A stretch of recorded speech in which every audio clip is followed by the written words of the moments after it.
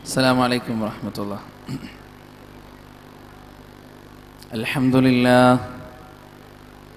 الذي هدانا لهذا وما كنا لنهتدي لولا أن هدانا الله، وأشهد أن لا إله إلا الله وحده لا شريك له، وأشهد أن محمدًا عبده ورسوله أرسله بالهدى ودين الحق ليظهره على الدين كله وكفى بالله شهيدا. أما بعد فإن خير الحديث كتاب الله، وخير الهدي هدي محمد صلى الله عليه وسلم، وشر الأمور محدثاتها وكل محدثة بدعة وكل بدعة ضلالة وكل ضلالة في النار. يا أيها الذين آمنوا اتقوا الله حق تقاته ولا تموتن إلا وأنتم مسلمون. اللهم صل على محمد وعلى آل محمد كما صليت على إبراهيم وعلى آل إبراهيم. اللهم بارك على محمد وعلى آل محمد كما باركت على إبراهيم وعلى آل إبراهيم إنك حميد مجيد. أعوذ بالله من الشيطان الرجيم. بسم الله الرحمن الرحيم. ألف لام ميم. ذلك الكتاب لا ريب فيه هدى للمتقين. رب اشرح لي صدري ويسر لي أمري واحلل عقدة من لساني يفقه قولي. പ്രിയപ്പെട്ട അനുജന്മാരെ, അനുജത്തിമാരെ, അള്ളാഹുവിൻ്റെ കൽപ്പനകൾ ജീവിതത്തിൻ്റെ എല്ലാ മേഖലകളിലും പാലിക്കണേ എന്ന് ഉപദേശിക്കുകയാണ്. നമ്മുടെ വിഷയം എന്താ? ഖുർആൻ പഠനത്തിൻ്റെ ആനുകാലിക പ്രസക്തി. ആനുകാലികം എന്ന് പറഞ്ഞാൽ മനസ്സിലാവുന്നത്ര ആളുകളുണ്ട് ഈ കൂട്ടത്തിലൊന്ന് കൈവയ്ക്കുക. ആനുകാലികം എന്ന് പറഞ്ഞാൽ എനിക്കറിയാം എന്താണ്, വെറുതെ കൈവക്കണ്ട ഞാൻ ചോദിക്കൂ. ആൺകുട്ടികളായിട്ട് തീരെ കോണ്ടാക്ട് ഇല്ല, അവരവിടുന്ന് പ്രസക്തി എന്ന് പറഞ്ഞാൽ മനസ്സിലാവണം എത്ര ആളുണ്ട് ഈ കൂട്ടത്തില്? അപ്പൊ ഞങ്ങളോട് ഈ വിഷയം പറഞ്ഞിട്ട് എന്താ കാര്യം? ഖുർആൻ പഠനത്തിന്റെ ആനുകാലിക പ്രസക്തി എന്ന് പറഞ്ഞാൽ ഈ കാലഘട്ടത്തിൽ എന്തിനു ഖുർആൻ പഠിക്കണം? ആ വിഷയത്തിന്റെ കാതലതാണ്. ഈ കാലഘട്ടത്തിൽ എന്തിന് ഖുർആൻ പഠിക്കണം? നമ്മളൊക്കെ മനുഷ്യരാണ് അല്ലേ? അതിൽ സംശയമുള്ള ആരെങ്കിലും ഉണ്ടോ? ഞാൻ മനുഷ്യനാണോ എന്ന് എനിക്കൊരു സംശയം എന്ന് സംശയമുള്ള ആരെങ്കിലും ഉണ്ടോ? ഇല്ലല്ലോ. നമ്മളൊക്കെ മനുഷ്യരാണ്. മനുഷ്യരായതുകൊണ്ട് തന്നെ നമുക്ക് ഒരുപാട് പരിധികളുണ്ട്. എല്ലാ കാര്യങ്ങളും ചിന്തിച്ചെടുക്കാൻ നമുക്ക് കഴിയോ? ഇല്ല. എല്ലാ കാര്യങ്ങളും കാണാൻ നമുക്ക് കഴിയോ? ഇല്ല. അൾട്രാ വയലറ്റ് രശ്മികൾ കാണാൻ നമുക്ക് കഴിയോ കണ്ണുകൊണ്ട്? ഇല്ല. ഇൻഫ്രാറെഡും കാണാൻ കഴിയില്ല. അതുപോലെ ഒരു പരിധി കഴിഞ്ഞാൽ വലിയ ശബ്ദങ്ങളും കേൾക്കാൻ കഴിയില്ല. ഒരു പരിധിക്ക് താഴെ വന്നാൽ ചെറിയ ശബ്ദങ്ങളും കേൾക്കാൻ കഴിയില്ല. അപ്പോൾ മനുഷ്യന്റെ കണ്ണുകൾക്കും മനുഷ്യന്റെ കാതുകൾക്കും മനുഷ്യന്റെ ഇന്ദ്രിയങ്ങൾക്കും എല്ലാം എന്തുണ്ട്? ലിമിറ്റേഷൻസ് ഉണ്ട്, പരിമിതികളുണ്ട്. അതേപോലെ തന്നെ മനുഷ്യന്റെ ബുദ്ധിക്കും എന്തുണ്ട്? പരിമിതികളുണ്ട്. ആ പരിമിതികളാണ് നമ്മെ നാം ആക്കി മാറ്റുന്നത്. മനുഷ്യനെ മനുഷ്യനാക്കി മാറ്റുന്നത്, എന്നെ ഞാനാക്കി മാറ്റുന്നത്, അല്ലെങ്കിൽ നിങ്ങളെ നിങ്ങളാക്കി മാറ്റുന്നത് എന്താണ്? ആ പരിമിതികളാണ്, പരിധികളാണ്, ലിമിറ്റേഷൻസ് ആണ്. ആ പരിമിതികളും അല്ലാഹു സുബ്ഹാനഹു വ തആല എടുത്തു കളഞ്ഞാലോ ഒരുപക്ഷെ നമുക്ക് ജീവിക്കാൻ കഴിയില്ല. നമ്മളാകെ തകർന്നു പോവും. ഈ പ്രപഞ്ചത്തിലുണ്ടാകുന്ന ശബ്ദങ്ങൾ മുഴുവൻ നമ്മൾ കേട്ടാൽ, ഈ പ്രപഞ്ചത്തിലുണ്ടാകുന്ന കാഴ്ചകൾ മുഴുവൻ നമ്മൾ കണ്ടാൽ ഒരുപക്ഷെ നമ്മുടെ ജീവിതം തന്നെ അസാധ്യമാകും. അതൊരു വസ്തുതയല്ലേ? അതൊരു ഫാക്റ്റാണ്. അപ്പോൾ അല്ലാഹു സുബ്ഹാനഹു വ തആല മനുഷ്യന് പരിമിതികളും പരിധികളും കൊടുത്തത് എന്തിനാ? അവനെ അവനാക്കി മാറ്റാൻ, ജീവിക്കാൻ അവനെ പ്രാപ്തനാക്കാൻ. ഒരു നല്ലൊരു കഥയിലൂടെ ഞാനത് നിങ്ങൾക്ക് പറഞ്ഞു മനസ്സിലാക്കി തരാം. കഥ പറയാൻ നിങ്ങൾ ചെറിയ കുട്ടികളൊന്നല്ലെന്നറിയാം, പക്ഷെ ഇത് വലിയ ആൾക്കും പറഞ്ഞു കൊടുക്കുന്ന കഥയാണ്, അതുകൊണ്ടാണ് നിങ്ങൾക്ക് പറഞ്ഞു തരുന്നത്. അതായത് ഒരു 5-10 തവളകൾ ഇങ്ങനെ യാത്ര ചെയ്യാൻ ടൂറ് പോകും. അങ്ങനെ അവരൊരുപാട് യാത്ര ചെയ്യും. പെട്ടെന്ന് ആ കൂട്ടത്തിലുള്ള 2 തവളകൾ ഇടുങ്ങിയ ഒരു വലിയ കുഴിയിലേക്ക് വീണു. എവിടേക്ക് വീണു? ഇടുങ്ങിയ ഒരു വലിയ കുഴിയിലേക്ക് വീണു. ഇപ്പൊ എന്തായാലും അവർക്ക് കയറാൻ കഴിയില്ല. ആ കൂട്ടത്തിലുള്ള ഒരു തവളക്ക് കേൾവി ശക്തി നന്നേ കുറവായിരുന്നു. മറ്റേ തവള സാധാരണ പോലെ നല്ല കേൾവിയും കാഴ്ചയൊക്കെയുള്ള സാധാരണക്കാർ. അപ്പോ ഈ 2 തവളകൾ കുഴിയിൽ നിന്ന് ഇങ്ങനെ മേൽപോട്ട് നോക്കുക. മേലെ നോക്കുമ്പോൾ ആ കുഴിയുടെ ചുറ്റുഭാഗത്ത് ഇരുന്നു കൊണ്ട് ബാക്കിയുള്ള തവളകൾ പറയാ, ഒരു രക്ഷയില്ല മക്കളെ, ഇവിടെ കിടന്ന് മരിക്കലേ രക്ഷയുള്ളൂ, നിങ്ങൾക്ക് എന്തായാലും കയറി വരാൻ പറ്റില്ല എന്ന് ബാക്കിയുള്ള തവളകൾ കുഴിക്ക് ചുറ്റിലും നിന്നിങ്ങനെ പറയാം. ഇത് കേട്ട പാടെ കേൾവിയുള്ള തവള എന്ത് ചെയ്യാൻ തുടങ്ങി? ആഞ്ഞ് ചാടാൻ തുടങ്ങി. സർവശക്തി ഉപയോഗിച്ച് അത് മേൽപോട്ട് ചാടാൻ തുടങ്ങി. ഓരോ ചാട്ടം ചാടുമ്പോഴും കുഴിയുടെ പുറത്ത് നിൽക്കുന്ന തവളകൾ പറഞ്ഞു, എടോ മണ്ട, നീ ചാടണ്ട, നീ ചാടിയിട്ട് കാര്യമില്ല, നിനക്ക് ചാടിയിട്ട് ഈ കുഴിക്ക് പുറത്ത് കിടക്കാൻ പറ്റില്ല, അതുകൊണ്ട് നീ അവിടെ കിടന്നോളൂ, ദൈവത്തിനെ ഓർത്തോളൂ, എന്നിട്ട് മരണത്തെ സ്വീകരിക്കാൻ തയ്യാറായിക്കോളൂ, നീ ചാടേണ്ടതില്ല എന്ന് കുഴിക്ക് പുറത്തുള്ള തവളകൾ ഇങ്ങനെ പറഞ്ഞുകൊണ്ടിരിക്കുക. അവസാനം ഈ തവള ഇത് കേട്ട് കേട്ട് കേട്ട് നിരാശനായി കുഴിയിലേക്ക് തിരിച്ചു നിന്ന് തല തല്ലി ചത്തു. ആര്? കേൾവിയുള്ള സാധാരണക്കാരനായ തവള. ഈ തവള ചത്തത് കണ്ടപ്പോ കേൾവി കുറഞ്ഞ തവളക്ക് പേടിയായി. പടച്ചോനെ, ഇവൻ ചത്തു, ഇനിയിപ്പൊ ഞാൻ ഒറ്റയ്ക്ക് ഈ കുഴിയിൽ എങ്ങനെയെങ്കിലും രക്ഷപ്പെടണം. ഈ തവള ചാടാൻ തുടങ്ങി. സ്വാഭാവികമായി ഈ തവള ചാടുമ്പോഴും കുഴിക്ക് പുറത്തുള്ള തവളകൾ പറഞ്ഞു, എടോ നീ ചാടണ്ട, നിനക്ക് ചാടാൻ കഴിയില്ല, പുറത്ത് വരാൻ കഴിയില്ല, അതുകൊണ്ട് അവിടെ കിടക്ക്, ഓൻ ചത്തത് കണ്ടില്ലേ, അതുപോലെ ചത്തൂടെ, എന്നാൽ നമുക്ക് നമ്മുടെ വഴിക്ക് പോവാലോ. പക്ഷെ ഇവർ ഓരോ സമയവും ചാടല്ലടാ, ചാടല്ല മണ്ട പൊട്ടാന്നൊക്കെ ഈ കുഴിന്റെ പുറത്തുള്ള തവളകൾ പറയുമ്പോൾ ഓരോ പറച്ചിൽ കഴിയുമ്പോഴും ഈ തവളയുടെ ചാട്ടത്തിന്റെ ശക്തി കൂടിക്കൂടി വരാം. അവസാനം ഉഗ്രശക്തി എടുത്ത് ചാടിയിട്ട് തവള എവിടെ എത്തി? കുഴിയുടെ പുറത്തെത്തി. പുറത്തെത്തിയപ്പോ കുഴിക്ക് പുറത്ത് നിൽക്കുന്ന തവളകൾ മുഴുവനും മിഴിച്ചു നിന്നു. ഇതെന്തൊരു മറിമായി! നമ്മൾ ഇത്രയൊക്കെ നിരുത്സാഹപ്പെടുത്തിയിട്ടും നമ്മൾ ഇത്രയൊക്കെ വിമർശിച്ചിട്ടും ഓരോ നിരുത്സാഹപ്പെടുത്തലിന്റെ സമയത്തും നിന്റെ ചാട്ടത്തിന്റെ ശക്തി കൂടിയതല്ലാതെ നിന്റെ ചാട്ടത്തിന്റെ ശക്തി കുറഞ്ഞിട്ടൊന്നുമില്ലല്ലോ. എന്താ അതിന്റെ കാരണം? എന്താ അതിന്റെ ഗുട്ടൻസ് എന്ന് ചോദിച്ചപ്പോൾ, അടുത്ത് പോയി ഉറക്കെ ചോദിച്ചപ്പോൾ ഈ തവള കേട്ടു. തവള പറഞ്ഞു, എന്ത്? ഞാൻ എങ്ങനെയാ ചാടി പുറത്തെത്തിയെന്നറിയോ?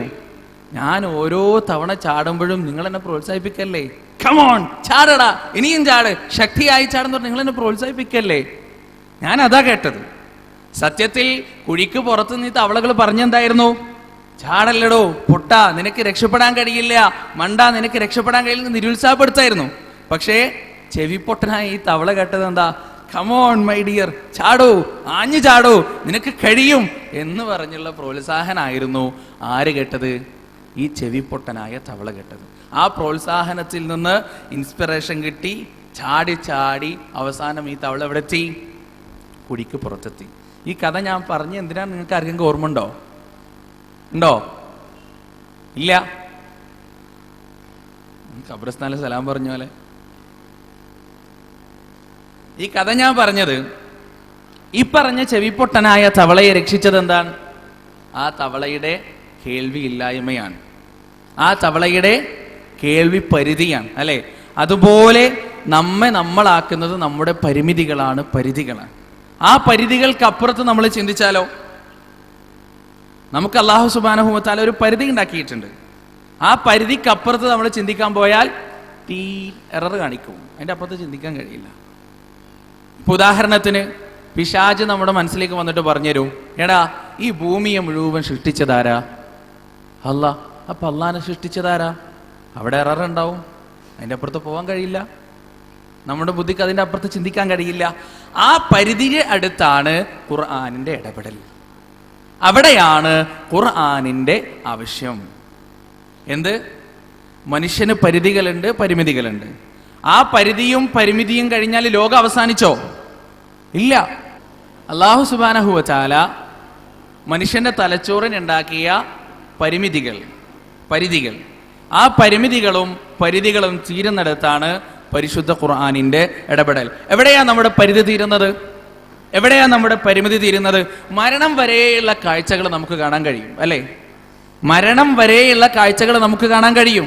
പക്ഷേ മരിക്കുന്ന വ്യക്തി മാത്രം കാണുന്ന ചില കാഴ്ചകളില്ലേ? ഒരാൾ മരിക്കാൻ കിടക്കാൻ, ആ സമയത്ത് അയാളുടെ കണ്ണിങ്ങനെ മിഴിക്കും, അയാളുടെ കണ്ണുകൾ ഇങ്ങനെ തുറിക്കും, അയാളുടെ ശരീരം ഇങ്ങനെ വിറക്കും. ആ സമയത്ത് അയാള് ഈ ഭൗതികമായി കാണുന്ന ചില കാഴ്ചകളുണ്ട്, പക്ഷേ അയാള് മാത്രം കാണുന്ന ചില കാഴ്ചകളുണ്ട്. ആ കാഴ്ച നമ്മളെ കൊണ്ട് കാണാൻ പറ്റുമോ? ഇല്ല. പക്ഷെ ആ കാഴ്ച എന്താണെന്ന് നമ്മൾ അറിയണം. ആ കാഴ്ച എന്താണെന്ന് നമ്മൾ അറിയണം. അതാരാ നമുക്ക് പറഞ്ഞു തരാ? ആ കാഴ്ച കണ്ട ഒരാൾ പിന്നെ തിരിച്ചു വരുമോ? ഒരിക്കലുമില്ല. ആ കാഴ്ച കണ്ട ഒരാൾ തിരിച്ചു വരില്ല. അതുകൊണ്ട് തന്നെ അത് കണ്ട ഒരാൾക്ക് പറഞ്ഞു തരാൻ സാധ്യമല്ല. അപ്പൊ ആര് പറഞ്ഞു തരണം? പരിശുദ്ധ ഖുർആൻ പറഞ്ഞു തരണം. പരിശുദ്ധ ഖുർആൻ പറഞ്ഞു തരുമ്പോഴാണ് നമുക്ക് എന്ത് ചെയ്യുന്നത്? അങ്ങനെയുള്ള സന്ദർഭങ്ങളിലെ അവസ്ഥകൾ മനസ്സിലാക്കാൻ സാധിക്കുന്നത്. ഇവിടെ നമ്മൾ പലപ്പോഴും പല പേഴ്സണാലിറ്റി ഡെവലപ്മെന്റ് ക്ലാസ്സുകളിലും പോകാറുണ്ട്. ഇന്നത്തെ കുട്ടികളുടെ ഏറ്റവും വലിയ കുഴപ്പം എന്താണെന്ന് അറിയാം നിങ്ങൾ? ഏറ്റവും വലിയ കുഴപ്പം നല്ല സ്വഭാവമില്ല എന്നുള്ളതാണ്. നല്ല സ്വഭാവമില്ല. 2 ദിവസം മുമ്പ് എൻ്റെ നാട്ടിൽ പാപ്പൻശ്ശേരിയിൽ ഞാനൊരു കടയിൽ പാല് വാങ്ങാൻ കയറിയതാണ്. ഒരു 8:30 മണിക്ക് മിൽമയുടെ ഒരു പാക്കറ്റ് പാല് വാങ്ങാൻ വേണ്ടിയിട്ട് ആ കടയിലേക്ക് കയറി. ഒരു പാലെന്ന് പറഞ്ഞ അയാൾ പാല് തന്നു, ഞാൻ കാശ് കൊടുത്തു. അപ്പോൾ ഒരു കുട്ടി, മാക്സിമം അവൻ +1 +2, അവൻ വന്നിട്ട് ചോദിക്കാണ്, ഗോൾഡ് ഉണ്ട്? ആദ്യം മനസ്സിലായില്ല ഗോൾഡ് ഉണ്ടെന്ന് ചോദിച്ചു. പിന്നെ കടക്കാരൻ എന്നോട് ചോദിച്ചു, നിങ്ങൾക്ക് എത്ര വയസ്സായടാ? അതെന്തിനാ നിങ്ങൾ നോക്കണേ? എൻ്റെ വയസ്സെന്താ? നിങ്ങളാരും എൻ്റെ വാപ്പേ? ഗോൾഡ് ഉണ്ടോ ചോദിച്ചാൽ ഗോൾഡ് ഉണ്ടെങ്കിൽ തന്നാൽ മതി, അധികം വർത്താനൊന്നും പറയണ്ട. അപ്പം അയാൾ അധികം വർത്താനം പറയാതെ, ഡയലോഗ് അടിക്കാതെ അയാൾ 2 സിഗരറ്റ് എൻ്റെ കുറ്റി എടുത്ത് അവൻ്റെ കയ്യിൽ കൊടുത്തു. അവൻ പൈസയും കൊടുത്തു. അവൻ കുറച്ചങ്ങോട്ട് നടന്നപ്പോൾ ഈ പാലം എടുത്ത് ബൈക്ക് സ്റ്റാർട്ട് ചെയ്ത് അവൻ്റെ വേക്കലേ പോയിട്ട് ഞാൻ ചോദിച്ചു, അല്ല മോനെ, നീ സിഗരറ്റ് വാങ്ങിയല്ലോ? ആ വാങ്ങി. അതിനെ ചോദിച്ചപ്പോൾ ആ കടക്കാരൻ നിന്നോട് ചോദിച്ചില്ലേ നിങ്ങൾക്ക് എത്ര വയസ്സായി? ആ ചോദിച്ചു. നീ പറഞ്ഞ മറുപടി എന്താ? അതെൻ്റെ ഇഷ്ടമല്ലേ, അത് ചോദിക്കാൻ നിങ്ങളാരാ? ഞാൻ പറഞ്ഞു, നിൻ്റെ വീട് എനിക്കറിയാം, നിൻ്റെ വാപ്പാനെ എനിക്കറിയാം, നിൻ്റെ ഉമ്മാനെ എനിക്കറിയാം, എല്ലാവരും എനിക്കറിയാം. അതുകൊണ്ട് മോൻ പറയും, ഈ വലിക്കുന്ന സംഗതി വീട്ടിലറിയോ? വാപ്പ അറിയോ? ഉമ്മ അറിയോ? ഈ പൈസ നിനക്ക് എന്തിനു വേണ്ടി തന്നതാ? ഓന് മിണ്ടാട്ടില്ല. എന്താ മിണ്ടാട്ടില്ലാത്ത? പടച്ചോനെ പേടിച്ചിട്ടല്ല, പിന്നെ ഉപ്പാനെ ഉമ്മാനെ അറിയാം. ഇനി അധികം ഡയലോഗ് അടിച്ചാൽ ഉപ്പാൻ്റെ അടുത്തും ഉമ്മാൻ്റെ അടുത്തും സംഗതി എത്തും. കുട്ടികൾക്ക് രാവിലെ ഭക്ഷണം കഴിക്കാൻ ഉമ്മ 50 രൂപ 10 രൂപ, ഞങ്ങളൊക്കെ പഠിക്കുമ്പോൾ ഞങ്ങളുടെ കയ്യിൽ 10 റുപ്യാണ് തരിക ഉച്ചഭക്ഷണം കഴിക്കാൻ. 10 റുപ്യ തന്നു കഴിഞ്ഞാൽ അതിന് 2 പപ്സും 1 ലൈമും കിട്ടും. ഒരു പപ്സിന് 3.50, 2 പപ്സും 3 റുപ്യാണ് ലൈമിന്. ഇത് കറക്റ്റായിട്ട് തന്നു. ഇപ്പോഴത്തെ കുട്ടികൾക്ക് പുറത്തേക്ക് ഇറങ്ങുമ്പോൾ എത്രയാ ചോറുന്നാൻ പൈസ കൊടുക്കണത്? 100 റുപ്യ, 150 റുപ്യ, 200 റുപ്യ. എന്നിട്ട് ഇതൊന്നും പോരാണ്ട് ഇതിന് ഭക്ഷണം കഴിക്കാതെ ഇങ്ങനെ ഓരോന്ന് ചെയ്തിട്ട് വേറെ ഇപ്പോൾ പുതിയ പരിപാടി എന്താ? ഈ +1-നും +2-നും അതുപോലെ ഡിഗ്രിക്കൊക്കെ പഠിക്കുന്ന ആൺകുട്ടികളെ പുതിയ പരിപാടി കാറ്ററിങ്ങിന് പോവുക. കാറ്ററിംഗ് സർവീസിന് കല്യാണ വീടുകളിൽ, അല്ലേ? ആ പ്രായമുള്ള ആളുകൾ ഇവരെ കണ്ടാ വിചാരിക്കും പാവങ്ങൾ, വീട്ടിലൊരു ഗതിയില്ലാതെ ഓരോ വീടുകളിൽ കല്യാണത്തിന് വിളമ്പാൻ വന്നിരിക്കുക. ആണോ? ഒരു ഗതിയിലായിട്ട് വന്നതാ? അല്ല. വീട്ടിൽ നിന്ന് ദിവസേന കൊടുക്കുന്ന ഈ 100-ഉം 200-ഉം സിഗരറ്റ് വലിക്കാനും കഞ്ചാവടിക്കാനും മയക്കുമരുന്ന് ഉപയോഗിക്കാനും ലൈനിന് ചോക്ലേറ്റ് വാങ്ങിച്ചു കൊടുക്കാനും മൊബൈലിൽ രാപ്പാട്ട് പാടാൻ റീചാർജ് ചെയ്യാനും പൈസ തികയാതെ വരുമ്പോൾ കാറ്ററിങ്ങിന് പോയിട്ട് ആരാൻ്റെ പ്ലേറ്റിൽ ഭക്ഷണം വിളമ്പി കൊടുത്തിട്ട് 6 ശമ്പളം വാങ്ങുന്ന ഉപ്പാൻ്റെ മക്കൾ അന്ന് കിട്ടുന്ന 500 രൂപയായിട്ട് ആദ്യം റീചാർജ് കടയിൽ പോയി 100 റുപ്യക്ക് റീചാർജ് ചെയ്ത് നട്ടപ്പാതിരാക്ക് മൂങ്ങകളെ പോലെ വിളിക്കുക ഏതോ ഒരു കോളിൽ ഫോണിലേക്ക്. അത് തീരുമ്പോൾ രാവിലെ എഴുന്നേറ്റ് സ്കൂളിലേക്കാണെന്ന് പറഞ്ഞ് കുറ്റിക്കാട്ടിൻ്റെ ഉള്ളിൽ പോയി സിഗരറ്റ് വലിക്കുക, എന്നിട്ട് ഇങ്ങനെ മേലോട്ട് നോക്കിയിരിക്കുക. എന്തൊരു ദുരന്തമല്ലേ! നിങ്ങളൊന്ന് ആലോചിച്ച് നോക്ക്. നമ്മുടെ ഇന്നുള്ള കാലഘട്ടത്തിലെ ഇവിടെ എത്ര കുട്ടികൾ അങ്ങനെ ഉണ്ട് എനിക്കറിയില്ല, അള്ളാഹു ആലം. ഇവിടെ ഇരിക്കുന്ന ആരും അങ്ങനെ അല്ലാതിരിക്കട്ടെ. പക്ഷേ നമ്മുടെ സുഹൃത്തുക്കളെങ്കിലും അങ്ങനെ ഉണ്ടാവില്ലേ? തീർച്ചയായും. ഒരു വ്യക്തിത്വം ഇല്ലാതെ തനി നാറിപ്പൊളിച്ച വ്യക്തിത്വത്തിന്റെ ഉടമകളായി സമൂഹത്തിൽ ജീവിക്കുന്ന, സമൂഹത്തെ പറയിപ്പിക്കുന്ന എത്ര ആളുകൾ നമ്മുടെ കൂട്ടത്തിലുണ്ട്. ഏതൊക്കെ കോലത്തിലാണ് യുവാക്കൾ മാറിക്കൊണ്ടിരിക്കുന്നത് അല്ലേ? നമ്മുടെ നാട്ടിൽ കുറച്ച് യുവാക്കൾ അറിയാം, അവരുടെ പരിപാടി അവർ ചോദിച്ചാൽ പറയും, ഞങ്ങൾ ദൈവത്തിനൊന്നല്ല ആരാധിക്കണം. മുസ്ലിങ്ങളുണ്ട്, ഹിന്ദുക്കളുണ്ട്, എല്ലാവരും ഉണ്ട്, എല്ലാ വിഭാഗം, എല്ലാ മതവിഭാഗക്കാർ അവരിലുണ്ട്. അവർ പറയാ, ഞങ്ങൾ ദൈവത്തിനൊന്നല്ല ആരാധിക്കണത്, ഞങ്ങൾ ആരാ ആരാധിക്കണത്? പിശാചിനെ ആരാധിക്കും. എന്നിട്ട് ഒരുമാതിരി കൊമ്പുള്ള മാലയും കൈക്ക് മുഴുവൻ പച്ചയൊക്കെ കുത്തിയിട്ട് ഒരു അരോചകമായ രൂപത്തിൽ നടക്കുക, വല്ലാത്തൊരു രൂപത്തിൽ നടക്കുക. ഇതെന്തുകൊണ്ടാ? ഉമ്മയും വാപ്പയും ശരിയില്ലാത്തോണ്ടാണോ? കുടുംബക്കാര് ശരിയില്ലാത്തോണ്ടാണോ? മതം വീട്ടിൽ നിന്ന് ഇറങ്ങുമ്പോൾ നിക്കാബ് അടക്കിട്ടിട്ട് മുഖം മറച്ചിട്ട് വീട്ടിൽ നിന്ന് ഇറങ്ങുക, എന്നിട്ട് ട്രെയിനിലെത്തിയാൽ ഓടിപ്പോയി ബാത്റൂമിൽ കയറുക, എന്നിട്ട് മുഴുവൻ അഴിച്ചിട്ടിട്ട് നല്ല ടിപ്പ് ടോപ്പിൽ ഇറങ്ങുക. അങ്ങനത്തെ എത്ര ആളുകളുണ്ട് അല്ലേ? സാധാരണ ഈ പ്രായത്തിൽ പണ്ടൊന്നും പറഞ്ഞാൽ വിശ്വസിക്കാൻ കഴിയില്ല. പണ്ടത്തേതാ ഈ ഇരിക്കുന്ന ആളുകൾക്കൊന്നും പറഞ്ഞാൽ വിശ്വസിക്കാൻ കഴിയില്ല. 7ാം ക്ലാസ്സിലും 8ാം ക്ലാസ്സിലും പഠിക്കുന്ന കുട്ടികളെ പ്രേമിക്കുക. 7ാം ക്ലാസ്സിലും 8ാം ക്ലാസ്സിലും പഠിക്കുന്ന കുട്ടികളെ പ്രേമിക്കുക. പണ്ടൊന്നും പറഞ്ഞ, പക്ഷെ ഇപ്പൊ നടക്കണില്ലേ? നിങ്ങൾ പറയും, ഞാൻ പറയണില്ല. ആൺകുട്ടികളെ നടക്കണില്ലേ? 7ാം ക്ലാസ്സിലും 8ാം ക്ലാസ്സിലും പഠിക്കുന്ന സമയത്ത് ലവ് ലെറ്റർ കൊടുക്കാറില്ലേ? ഇപ്പൊ അതൊന്നുമില്ല. ഇപ്പൊ എന്താണ്? വാട്സപ്പിലൂടെ കുറച്ച് സ്മൈലികൾ അങ്ങോട്ടും ഇങ്ങോട്ടും അയച്ചു കഴിഞ്ഞാൽ സംഗതി ക്ലിയർ അല്ലേ? വല്ലാത്തൊരു അബദ്ധമാണ് നമ്മുടെ സമൂഹത്തിൽ നടന്നു. ഇതിൻ്റെയൊക്കെ ഉത്ഭവം എവിടുന്ന? മതം പഠിക്കാത്തതുകൊണ്ടാണ്. ഒരു നല്ലൊരു വ്യക്തിത്വം എങ്ങനെ ഉണ്ടാക്കിയെടുക്കാം, നല്ലൊരു വ്യക്തിത്വം എങ്ങനെ സൃഷ്ടിച്ചെടുക്കാം എന്ന ഒരു ക്ലാസിന്റെ അല്ലെങ്കിൽ ഒരു അറിവിന്റെ കുറവാണ് ഇതൊക്കെ. ഖുർആൻ നല്ല മുഅ്മിനീങ്ങളുടെ അടയാളമായി ചില സംഗതികൾ പറയുന്നുണ്ട്. വളരെ നല്ല മനുഷ്യരുടെ അടയാളമായി ചില സംഗതികൾ പറയുന്നുണ്ട്.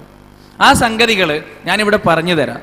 നിങ്ങൾ ചെയ്യേണ്ടത് ആ സംഗതികളിൽ ഏതെങ്കിലും ഒന്ന് പടച്ചോൻ സഹായിച്ചിട്ട് എൻ്റെ ജീവിതത്തിലുണ്ടോ എന്ന് നിങ്ങൾ നോക്കണം.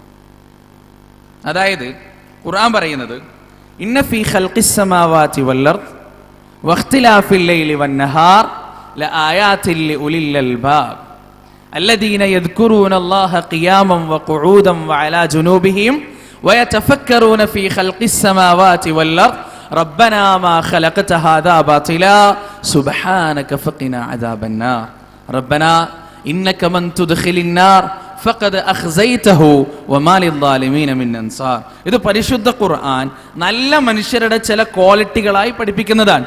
എന്താ ക്വാളിറ്റി? ഇന്ന ഫീ ഖൽഖിസ് സമാവാതി വൽ അർദി വഖ്തിലാഫിൽ ലൈലി വൻ നഹാർ. ആകാശഭൂമികളുടെ സൃഷ്ടിപ്പിൽ, ആകാശത്ത് വാരി വിതറപ്പെട്ട കോടിക്കണക്കിന് നക്ഷത്രങ്ങളിൽ, സുന്ദരമായി ജ്വലിച്ചു നിൽക്കുന്ന സൂര്യനിലും ചന്ദ്രനിലും ബുദ്ധിയുള്ള ചിന്തിക്കുന്ന ജനങ്ങൾക്ക് ദൃഷ്ടാന്തമുണ്ട്, അത്ഭുതമുണ്ട്. അവരുടെ പ്രത്യേകത എന്താ? അല്ലദീന യദ്കുറൂനല്ലാഹ്, അവർ അല്ലാഹുവിനെ ഓർക്കുന്നവരാണ്. ഖിയാമൻ നിന്നുകൊണ്ട്, വഖുഊദൻ ഇരുന്നുകൊണ്ട്, വഅലാ ജുനൂബിഹിം കിടന്നുകൊണ്ട്, വയതഫക്കറൂന ഫീ ഖൽഖിസ് സമാവാതി വൽ അർദ്, ആകാശഭൂമികളുടെ സൃഷ്ടിപ്പിൽ അവർ ചിന്തിക്കുകയും ചെയ്യുന്നതാണ്, ആലോചിക്കുകയും ചെയ്യുന്നതാണ്. എന്നിട്ട് അവർ പറയാണ്, റബ്ബനാ, ഞങ്ങളുടെ രക്ഷിതാവേ, മാ ഖലഖ്ത ഹാദാ ബാതില, ഇതൊന്നും നീ വെറുതെ പടച്ചിട്ടില്ല റബ്ബേ, സുബ്ഹാനക, നീ എത്രയോ പരിശുദ്ധനാണല്ലാ, ഫഖിനാ അസാബന്നാർ, അതുകൊണ്ട് നരകത്തിന്റെ ശിക്ഷയിൽ നിന്ന് ഞങ്ങളെ നീ മോചിപ്പിക്കണേ അല്ലാ. ഇത് നല്ല മനുഷ്യന്മാരുടെ ക്വാളിറ്റി ആയിട്ട് ഖുർആൻ പഠിപ്പിച്ചെന്നതാ. ഇനി നിങ്ങളൊന്ന് കൈവന്തിച്ച എത്ര ആളുകൾ ജീവിതത്തിൽ 17 വയസ്സായി, 18 വയസ്സായി, 19 വയസ്സായ ആളുകൾ ഉണ്ടാകും, 15 വയസ്സായ ആളുകൾ ഉണ്ടാകും. ഒറ്റവട്ടം ആകാശത്തേക്ക് നോക്കിയിട്ട് പടച്ചവനോട്, പടച്ചോനെ ഇതെന്തൊരു അത്ഭുതമാണ്, എന്തൊരു സൃഷ്ടിപ്പാൻ എന്ന് ഒറ്റവട്ടം പറഞ്ഞു പോയ ആരെങ്കിലും ഉണ്ടോ? ഈ കൂട്ടത്തിൽ ഉണ്ടോ? മാഷാ അല്ലാഹ്, വലിയ കാര്യമാണ്. അൽഹംദുലില്ലാഹ്, കൈതട്ടി. പക്ഷേ വളരെ അപൂർവല്ലേ ആകാശഭൂമികളെ കുറിച്ച് ചിന്തിക്കുക, പഠിക്കുന്ന സംഗതികളെ കുറിച്ച് ചിന്തിക്കുക, ആലോചിക്കുക അല്ലേ? നമ്മുടെ നാട്ടിലുള്ള കുട്ടികളുടെ അവസ്ഥ എന്താണെന്നറിയോ? ഇന്ന് നമ്മുടെ നാട്ടിലെ കുട്ടികളുടെ അവസ്ഥ, കേരളത്തിന്റെ ആഭ്യന്തരമന്ത്രി ആരാ?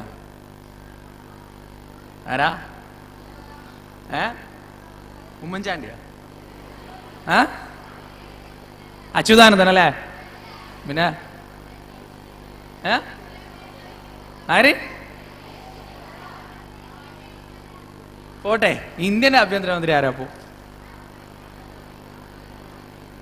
ഇന്ത്യയുടെ ഹോം മിനിസ്റ്റർ ആരാ? ഒക്കെ പോട്ടെ, ഇന്ത്യയും കേരളമൊക്കെ അവിടെ കിടക്കട്ടെ. ഇവിടെ പടിഞ്ഞാറ് എങ്ങോട്ടാ? പടിഞ്ഞാറ് എങ്ങോട്ടാ? പടിഞ്ഞാറ് എങ്ങോട്ടാ? അങ്ങനെയാണോ ഒരാൾ കാണിക്കുന്നത്? പടിഞ്ഞാറ് എങ്ങോട്ട് അല്ലേ? പടിഞ്ഞാറ് ഞാൻ കാണിച്ചു തരാം. പടിഞ്ഞാറ് കാണിച്ചു തരാം. എന്നാലും തെക്കും വടക്കും കൃത്യമായിട്ട് പറയാൻ കഴിയണ എത്ര ആൾക്കാരുടെ കൂട്ടത്തിൽ ഒന്ന് കൈവക്കി. വെറുതെ കൈവക്കരുത്, ഞാൻ ചോദിക്കും. വെസ്റ്റ് ഞാൻ കാണിച്ചു തന്നാൽ തെക്കും വടക്കും കൃത്യമായിട്ട് പറയാൻ കഴിയണ എത്ര ആൾക്കാരുണ്ട്? സൗത്തും നോർത്തും കൃത്യമായിട്ട് പറയാൻ കഴിയണം. ഇതിന്റെ കാരണം എന്താ അറിയോ? നമ്മൾ പഠിക്കുന്ന സംഗതി എന്താണ്? പുട്ടും കുറ്റി വിജ്ഞാനം എന്ന് അതിന് പറയാ. പുട്ടും കുറ്റി വിജ്ഞാനം. അതെപ്പോഴാ പുട്ടും കുറ്റി വിജ്ഞാനം തുടങ്ങുക? പരീക്ഷന്റെ തലേന്ന് എടുക്കും. എന്നിട്ട് പുസ്തകം എടുത്തിട്ട് ഒറ്റ ഇരിക്കല, ഒന്നും കേൾക്കൂല. എന്നിട്ട് അത് മുഴുവൻ തലച്ചോറിൽ കയറ്റും. എന്നിട്ട് പിറ്റേന്ന് എക്സാം ഹാളിൽ പോയിട്ട് ഒറ്റ തട്ടല. പിന്നെ ഒന്നും ഉണ്ടാവില്ല അതിൻ്റെ ഉള്ളിൽ കാലി. പിന്നെ അത് ജീവിതത്തിൽ ഉണ്ടാവേയില്ല. അല്ലേ? ഇതല്ലേ നമ്മുടെ വിജ്ഞാനത്തിന്റെ അവസ്ഥ? നമ്മൾ പഠിച്ച കാര്യത്തിനെ കുറിച്ച് ആലോചിക്കാറുണ്ടോ? പഠിച്ച കാര്യത്തിനെ കുറിച്ച് നമ്മൾ ചിന്തിക്കാറുണ്ടോ? യെസ് എന്നൊക്കെ കുറെ ആൾക്കാർ പറയുന്നുണ്ട്. ഇല്ല, നമുക്കൊന്നും അറിയില്ല. അതായത് ഇവൻ തെക്കും വടക്കും വരെ നമുക്ക് അറിയില്ല. പിന്നെങ്ങനെ നമ്മൾ ചിന്തിക്കാനാ? പിന്നെ എങ്ങനെ? സത്യത്തിൽ 9ാം ക്ലാസ്സിലും 10ാം ക്ലാസ്സിലൊക്കെ പഠിക്കുന്ന കുട്ടികൾ ഒന്ന് മനസ്സ് വെക്കുകയാണെങ്കിൽ അവരുടെ ഈമാൻ 10 മടങ്ങ് വർദ്ധിക്കും. 10 മടങ്ങ് അവരുടെ ഈമാൻ വർദ്ധിക്കും. അതെങ്ങനെയാ? അത്രക്ക് അത്ഭുതാവഹമായ കാര്യമാണ് 9ാം ക്ലാസ്സിലും 10ാം ക്ലാസ്സിലൊക്കെ നമുക്ക് പഠിക്കാനുള്ളത്. സയൻസ് പുസ്തകങ്ങളിലും അല്ലാതെയും ചരിത്രത്തിലും വളരെ അത്ഭുതകരമായ ഒരുപാട് സംഗതികൾ നമുക്ക് പഠിക്കാനുണ്ട്. അല്ലേ? നമ്മെ സംബന്ധിച്ചിടത്തോളം റസൂലുള്ളാഹി സ്വല്ലല്ലാഹു അലൈഹി വസല്ലമയുടെ കാലഘട്ടത്തിൽ ജീവിച്ച ഒരുപാട് ആളുകളുണ്ട്. ആ ആളുകളെക്കാൾ അള്ളാന്റെ മുന്നിൽ കണക്ക് പറയേണ്ടി വരിക ആരായിരിക്കും? ഞാനും നിങ്ങളായിരിക്കും. കാരണം നമുക്ക് ഒരുപാട് ദൃഷ്ടാന്തങ്ങൾ അള്ളാഹ് കാണിച്ചു തന്നിട്ടുണ്ട്. അല്ലേ? ഈ ആയത്തുണ്ടല്ലോ, ഇന്ന ഫീ ഖൽഖിസ് സമാവാതി വൽ അർദ് വഖ്തിലാഫിൽ ലൈലി വന്നഹാർ ലആയാതിൻ ലിഉലിൽ അൽബാബ് الذين يذكرون الله قياما وقعودا وعلى جنوبهم ويتفكرون في خلق السماوات والأرض ربنا ما خلقت هذا باطلا سبحانك فقنا عذاب النار ربنا إنك من تدخل النار فقد أخزيته وما للظالمين من أنصار. സുന്ദരമായ ഈ വചനങ്ങളിൽ അല്ലാഹു സുബ്ഹാനഹു വ തആല നമുക്ക് പറഞ്ഞു തരുന്നത് അള്ളാന്റെ സൃഷ്ടിപ്പിനെ കുറിച്ച് ചിന്തിക്കുകയും ആലോചിക്കുകയും ചെയ്ത് അത്ഭുത സ്തബ്ധരായി അള്ളാഹുവിനെ സ്തുതിച്ചുകൊണ്ട് അള്ളാഹുവിനോട്, നാഥാ, നീ ഇതൊന്നും വെറുതെ അല്ല പടച്ചത് റബ്ബേ, അതുകൊണ്ട് ഇത് പടച്ച് നിനക്ക് നരകം പടക്കാൻ ബുദ്ധിമുട്ടല്ല, ആ നരകത്തിന്റെ തീയിൽ നിന്ന് ഞങ്ങളെ നീ കാക്കണേ റബ്ബേ. റബ്ബനാ, ഞങ്ങളുടെ രക്ഷിതാവേ, ഇന്നക മൻ തുദ്ഖിലിൻ നാർ, ആരെയാണോ നീ ആ നരകത്തീയിലേക്ക് പ്രവേശിപ്പിച്ചത്,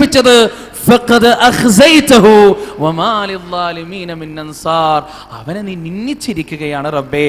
അന്നേ ദിവസം അക്രമകാരികൾക്ക് നാഥാ സഹായകന്മാരില്ല. ഈ ഖുർആനിക വാക്യം, ഈ ഒരു വ്യക്തിത്വം നമ്മുടെ ജീവിതത്തിൽ ഉണ്ടായിട്ടുണ്ടോ? ഉണ്ടായിട്ടില്ലെങ്കിൽ ഇന്നു മുതൽ ഉണ്ടാക്കണം. നമ്മൾ അള്ളാന്റെ സൃഷ്ടിപ്പ് നോക്കിയിട്ട് ആസ്വദിക്കാറൊക്കെ ഉണ്ട്. അല്ലേ? അള്ളാന്റെ സൃഷ്ടിപ്പ് നോക്കിയിട്ട് ആൺകുട്ടികളെ നിങ്ങൾ ആസ്വദിക്കാറില്ലേ?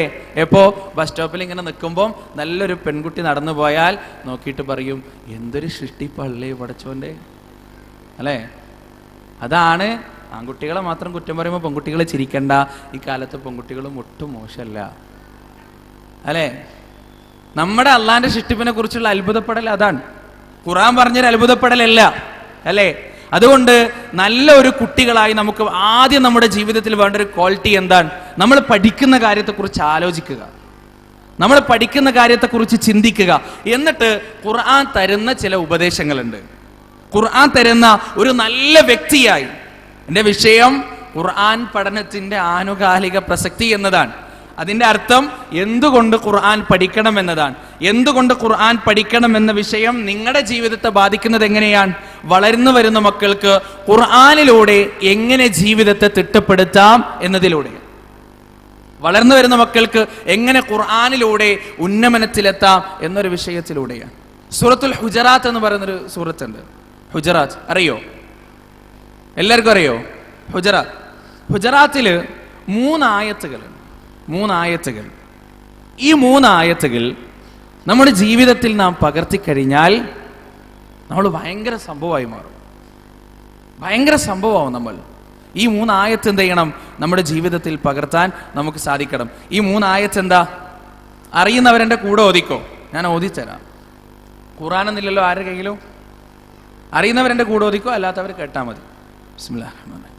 യാ അയ്യുഹല്ലദീന ആമനൂ ലാ യസ്ഖർ ഖൗമും മിൻ ഖൗം അസാ അൻ യകൂനൂ ഖൈറൻ മിൻഹും വലാ നിസാഉം മിൻ നിസാഇൻ عسى أن يكن خيرا منهن ولا تلمزوا أنفسكم ولا تنابزوا بالألقاب بئس الاسم الفسوق بعد الإيمان ومن لم يتب فأولئك هم الظالمون يا أيها الذين آمنوا اجتنبوا كثيرا من الظن إن بعض الظن إثم ولا تجسسوا ولا يغتب بعضكم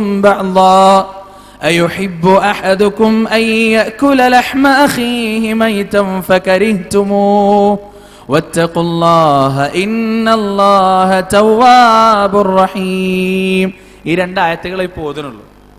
ഈ ആയത്തുകളുടെ പ്രത്യേകത എന്താണെന്ന് വെച്ചാൽ, ഒരു 12 വയസ്സ് മുതൽ 18-20 വയസ്സ് വരെ വരുന്ന കുട്ടികളുടെ മനസ്സിനെ പിടികൂടാൻ സാധ്യതയുള്ള ഒട്ടുമിക്ക രോഗങ്ങളും ഈ 2 ആയത്തുകളിൽ പറഞ്ഞിട്ടുണ്ട്. ഒട്ടുമിക്ക രോഗങ്ങൾ. ആ ആയത്തിൽ ആദ്യം പറയുന്ന സംഗതി എന്താണെന്ന് നോക്കുക. യാ അയ്യുഹല്ലദീന ആമനൂ, അല്ലയോ വിശ്വാസികളെ, ലാ യസ്ഖർ ഖൗമും മിൻ ഖൗം, നിങ്ങൾ ഒരു കൂട്ടർ മറ്റൊരു കൂട്ടരെ കളിയാക്കരുത്, പരിഹസിക്കരുത്. വലാ നിസാഉം മിൻ നിസാഇൻ അസാ അൻ യകുന്ന ഖൈറൻ മിൻഹുൻ, ഒരു വിഭാഗം പെൺകുട്ടികൾ മറ്റൊരു വിഭാഗം പെൺകുട്ടികളെയും പരിഹസിക്കരുത്. കാരണം പരിഹസിക്കപ്പെടുന്ന പെൺകുട്ടികൾ പരിഹസിക്കുന്ന പെൺകുട്ടികളെക്കാൾ ഉത്തമരായിരിക്കാം. വലാ തൽമിസു അൻഫുസകും വലാ തനാബസു ബിൽ അൽഖാബ്, ചീത്ത പേരുകൊണ്ട് നിങ്ങൾ അന്യോന്യം അഭിസംബോധന ചെയ്യുകയും ചെയ്യരുത്. ഈ ഒരു സംഗതി നമ്മളൊക്കെ സ്കൂൾ പഠിക്കുമ്പോൾ, 9ാം ക്ലാസ്സിലും 10ാം ക്ലാസ്സിലൊക്കെ പഠിക്കുമ്പോൾ, ഇപ്പോഴും അന്നേരം പഠിപ്പിച്ച മാഷന്മാരുടെയും ടീച്ചർമാരുടെയും പേര് മുഴുവൻ ഓർമ്മയുണ്ട്. പക്ഷേ ആരുടെയും പേരറിയില്ല. എല്ലാവരെയും ഓർമ്മയുണ്ട്, എല്ലാവർക്കും ഓരോ പേരുണ്ട്. പക്ഷേ അവരുടെ ഒന്നും യഥാർത്ഥ പേര് ഓർമ്മയില്ല. അവരുടെയൊക്കെ പേരെങ്ങനെയാ ഓർമ്മ? പാച്ചൻ, മൂക്കൻ, ചുണ്ടലി, ഇങ്ങനെയൊക്കെയാണ്. അവരൊന്നും യഥാർത്ഥ പേര് പടച്ചോ സഹായിച്ചിട്ട് നമുക്കൊന്നും അറിയുക കൂടിയില്ല. ഇവിടെ അങ്ങനെ തന്നെയല്ലേ? ഗവൺമെന്റ് കോളേജുകളിൽ പഠിപ്പിക്കുന്ന ഒരു 75% അധ്യാപകന്മാർക്കും എന്തുണ്ടാകും? ഇരട്ട പേരുണ്ടാവും, ഇല്ലേ? ഞങ്ങൾ മലയാളം മീഡിയത്തിൽ പഠിച്ചുകൊണ്ടാണ് ഞാൻ പറയുന്നത്. ഇനി ഇംഗ്ലീഷ് മീഡിയത്തിൽ പഠിക്കുന്ന കുട്ടികളുടെ അവസ്ഥ അറിയില്ല, അല്ലാഹു ആലം. പക്ഷേ ഗവൺമെന്റ് സ്കൂളിൽ പഠിപ്പിക്കുന്ന മാഷന്മാർക്ക് പ്രധാനമായും കുട്ടികൾ അങ്ങോട്ടും ഇങ്ങോട്ടും മാഷന്മാരെ കുറിച്ച് പറയുമ്പോൾ എന്താ പറയാ? ഈ ടീച്ചർമാരെ കുറിച്ച് ടീച്ചർമാർക്ക് സുനന്ദിനി പശുന്നോ അങ്ങനെയൊക്കെ പേരിടാം. സുബ്ഹാനല്ലാഹ്. നമ്മുടെ നാട്ടിലുള്ള സ്കൂളിൽ ഒരു മാഷ് വന്നു. അദ്ദേഹം തെക്ക് ഭാഗത്തു നിന്നാണ്, തെക്കുന്ന് വരുന്നതാണ്. അദ്ദേഹം വന്നിട്ട് അദ്ദേഹം ജോഗ്രഫിയാണ് എടുക്കുന്നത്. അദ്ദേഹം ഭൂമിനെ കുറിച്ച് സംസാരിക്കാൻ തുടങ്ങി. അപ്പൊ തെക്കുന്നാണല്ലോ, കോട്ടയം ഭാഗത്ത്. അദ്ദേഹം ഭൂമി എന്ന് പറഞ്ഞു, ഭൂമിയുടെ ഭ്രമണം എന്ന് പറഞ്ഞിട്ട് പറയാൻ തുടങ്ങി. പിന്നുണ്ടല്ലോ ഈ കുട്ടികള് ആ പാവത്തിന്റെ നേൽവട്ടം കാണുമ്പോൾ കൈകൊട്ടും, ഭൂമി ഭൂമി വരുന്നു ഭൂമി. പിന്നെ ആ മനുഷ്യൻ ആ സ്കൂളിൽ നിന്ന് പോണ വരെ അയാളുടെ പേരെന്താണ്? ഭൂമി എന്നാണ്. ഇത് ഈ പ്രായത്തിലുള്ള കുട്ടികൾക്ക് ഉള്ള പേരാണ്. ഒരു അപേക്ഷയുണ്ട്, ദയവ് ചെയ്ത് നിങ്ങൾ എനിക്കൊന്നും പേരിടരുത്. ഉണ്ടാവും, പക്ഷെ അത് പുറത്തറിയില്ല. നിങ്ങളുടെ ഇടയിൽ ഒരു പേര് എന്തായാലും ഇവിടെ സംസാരിക്കണം, മിക്ക ആൾക്കാർക്കും നിങ്ങൾ ഇട്ടിട്ടുണ്ടാവും. പക്ഷേ അത് ഈ പ്രായത്തിന്റെ ഒരു കുഴപ്പമാണ്. അതുകൊണ്ടാണ് അള്ളാഹ് ഈ ആയത്തിൽ പറഞ്ഞത്. ഈ ആയത്തിൽ അള്ളാഹു സുബ്ഹാനഹു വ തആല പറഞ്ഞൊരു സംഗതി നിങ്ങൾ നോക്ക്, നിങ്ങൾ പരിഹസിക്കാൻ പാടില്ല അല്ലേ? പലപ്പോഴും ഈ ബസ് സ്റ്റോപ്പിലൊക്കെ നിൽക്കുന്ന കോളേജ് കുട്ടികൾ അവരിങ്ങനെ മുന്നിൽ കൂടെ നടന്നു പോകുന്ന ആൾക്കാരൊക്കെ ഇങ്ങനെ വിലയിരുത്തും. ഒരു ഭാര്യയും ഭർത്താവും നടന്നു പോയാൽ ഇതെന്താടാ അലുവയും മത്തിക്കറിയാ, ഇങ്ങനെ പറയാം അങ്ങോട്ടും ഇങ്ങോട്ടും. ഓൻ കുറച്ച് വെളുത്തിട്ടായിരിക്കും, ഇവൻ കുറച്ച് കറുത്തിട്ടായിരിക്കും, അല്ലെങ്കിൽ ഓൻ കുറച്ച് കറുത്തിട്ടായിരിക്കും, ഓൻ കുറച്ച് വെളുത്തിട്ടായിരിക്കും. എന്നിട്ട് അതിനെ വാലിഡേറ്റ് ചെയ്യുക, ഇതെന്താ അലുവയും മത്തിക്കറിയാ. എല്ലാവരും പോണ ആൾക്കാരെ കുറിച്ചൊക്കെ കമന്റ് അടിക്കുക. ആരെങ്കിലും ഒരാളെ മുന്നിൽ കൂടെ നടന്നു പോയാൽ മതി, എടാ ഓനെ നോക്കിയേ എന്തല്ലേ ഇങ്ങനെ പറഞ്ഞിട്ട് ഇങ്ങനെ പരിഹസിക്കുക. അതൊരു രസാണ്, ഭയങ്കര രസാണ്. കുറച്ച് വയസ്സുള്ള ഇതിൻ്റെ ഇടയിൽ ബസ് സ്റ്റോപ്പിൽ വലിയൊരു പ്രശ്നം ഉണ്ടായിരുന്നു നാട്ടിൽ. അതായത് ബസ് സ്റ്റോപ്പിലൂടെ നടന്നു പോകുന്ന ഒരു പാവത്തിൻ്റെ തലയിൽ കഷണ്ടിയാണ് അയാൾ. ആ കഷണ്ടിക്ക് കണക്കായിട്ട് ഒരുത്തൻ കല്ലെടുത്ത് എറിഞ്ഞിട്ട് കുട്ടികളിങ്ങനെ നേരെ നോക്കി ഇങ്ങനെ നിൽക്കുക. ആർക്കും അറിയില്ല. അയാൾ വന്നു, പ്രശ്നം ഉണ്ടാക്കി, കൈ കിട്ടിയ ആൾക്കാരൊക്കെ പിടിച്ചടിച്ചു, അയാൾ പോയി. ഇതൊരു വല്ലാത്ത രോഗമാണ് ഈ പ്രായത്തിലെ, അല്ലേ? വല്ലാത്ത രോഗമാണ്. അത് നമ്മുടെ ഭാഗത്ത് നിന്ന് ഉണ്ടാവാൻ പാടില്ല. നമ്മൾ വായ തുറക്കുമ്പോൾ ഖുർആനിന്റെ ഉപദേശം നമ്മൾ വായ തുറക്കുമ്പോൾ 3 വട്ടം ആലോചിക്കണം. എന്താ, ഞാൻ പറയപ്പെടുന്ന ആൾക്കോ ഞാൻ പറയുന്ന ആൾക്കോ എന്തെങ്കിലും ബുദ്ധിമുട്ട് എൻ്റെ ഈ വാക്കുകൊണ്ടുണ്ടാകുമോ എന്ന് ചിന്തിച്ചിട്ട് മാത്രമേ വായ തുറക്കാൻ പാടുള്ളൂ. അതാണ് ഖുർആനിക വ്യക്തിത്വം, അതാണ് ഖുർആൻ പറയുന്ന വ്യക്തിത്വം. നമ്മുടെ ഒരു വാക്ക് അല്ലെങ്കിൽ നമ്മുടെ ഒരു വർത്താനം ചില ആളുകളുടെ മനസ്സിൽ എത്രമാത്രം ആഴത്തിൽ മുറിവുണ്ടാക്കുമെന്ന് നമുക്കറിയില്ല. കണ്ണൂർ ജില്ലയിൽ പഴയങ്ങാടി എന്ന് പറയുന്ന പ്രദേശത്ത് പ്രസിദ്ധനായ ഒരു കള്ളനുണ്ട്, വളരെ പ്രശസ്തനായ ഒരു കള്ളൻ എന്ന് പറഞ്ഞാൽ നാട്ടിൽ എന്ത് കളവ് നടന്നാലും പോലീസുകാർ ആദ്യം അയാളുടെ വീട്ടിൽ വന്ന് അയാളെ പൊക്കിക്കൊണ്ടുപോയി ലോക്കപ്പിലിട്ട് 2 മർദ്ദനം കൊടുത്തിട്ടേ പിന്നെ വേറെ ആളെ തിരയുള്ളൂ. അത്രക്ക് പ്രശസ്തനായ കള്ളൻ. ഈ കള്ളൻ അദ്ദേഹത്തിന്റെ ജീവിതത്തിന്റെ അവസാന കാലത്ത് ചില ആളുകളോട് പറഞ്ഞ അനുഭവമുണ്ട്. അദ്ദേഹം പറയാൻ, ഞാനും എൻ്റെ ജീവിതത്തിൽ കള്ളനാകാൻ ആഗ്രഹിച്ചിട്ടില്ല, ഞാനൊരു പെരുങ്കള്ളനാകാൻ ആഗ്രഹിച്ചിട്ടേ ഇല്ല. 5ാം ക്ലാസ്സിലും 6ാം ക്ലാസ്സിലൊക്കെ പഠിക്കുമ്പോൾ ആരെങ്കിലും എന്നോട് ചോദിച്ചാൽ ഞാൻ പറയായിരുന്നു എനിക്കൊരു ഡോക്ടർ ആവണം, എന്നിട്ട് ഇതൊക്കെ വെച്ച് ചെവിയില സ്കൂണാണ്ടറൊക്കെ വെച്ചിട്ട് ഇങ്ങനെ പരിശോധിക്കണം എന്നൊക്കെ ഞാനും പറയായിരുന്നു. പക്ഷേ എന്നെ കള്ളനാക്കി മാറ്റിയത് എൻ്റെ ജീവിതത്തിൽ ഒരു സന്ദർഭമാണ്. ഞാൻ എൻ്റെ കൂട്ടുകാരോടൊത്ത് പുഴക്കരയിൽ കളിച്ചു കൊണ്ടിരിക്കുമ്പോൾ എൻ്റെ മൂത്ത ഇക്കാക്ക അങ്ങോട്ടേക്ക് വന്നു. എന്നിട്ട് എന്നോട് ചോദിച്ചു, എടാ എൻ്റെ 25 പൈസ നീ എടുത്തണോ, എൻ്റെ 25 പൈസ നീ എടുത്തണോ? ഞാൻ ഇക്കാക്കാൻ്റെ മുഖത്ത് നോക്കി പറഞ്ഞു, ഇല്ല ഞാൻ എടുത്തിട്ടില്ല ഇക്കാക്ക.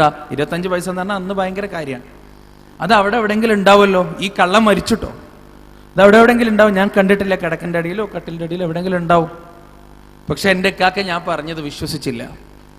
എൻ്റെ കൂട്ടുകാരുടെ മുന്നിൽ വെച്ച് എൻ്റെ വസ്ത്രം അഴിപ്പിച്ചു, ഉടുത്തിരിക്കുന്ന വസ്ത്രം മുഴുവൻ അഴിപ്പിച്ചു. എന്നിട്ട് എൻ്റെ സ്വകാര്യ ഭാഗങ്ങൾ മുഴുവൻ പരിശോധിച്ചു, ഞാൻ എവിടെയെങ്കിലും ഈ 25 പൈസ ഒളിപ്പിച്ചു വെച്ചിട്ടുണ്ടോ എന്ന്. ആ സംഭവം കഴിഞ്ഞു. എൻ്റെ മനസ്സിൽ ഒരു വാശിയുണ്ടായി. എൻ്റെ ചങ്ങാതിമാരുടെ മുന്നിൽ വെച്ച് എന്നെ അപമാനിച്ച എൻ്റെ ഇക്കാക്കാക്കും എൻ്റെ ഉമ്മാക്കും ഞാൻ പണി കൊടുക്കും, അവരോട് ഞാൻ പകരം വീട്ടും, അവരെ ഞാൻ അപമാനിക്കും. അവരെ അപമാനിക്കാൻ, അവരോടുള്ള വാശി തീർക്കാൻ വേണ്ടിയായിരുന്നു ആദ്യമായി ഞാൻ കട്ടത്.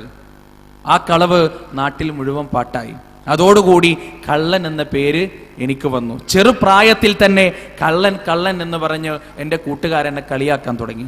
പിന്നീട് ആ കള്ളനായി ഞാൻ മാറുകയായിരുന്നു. ജീവിതത്തിൽ കക്കാനും അതുപോലെ കളവ് നടത്താനും എനിക്ക് മനസ്സിൽ മടിയില്ലാതെയായി.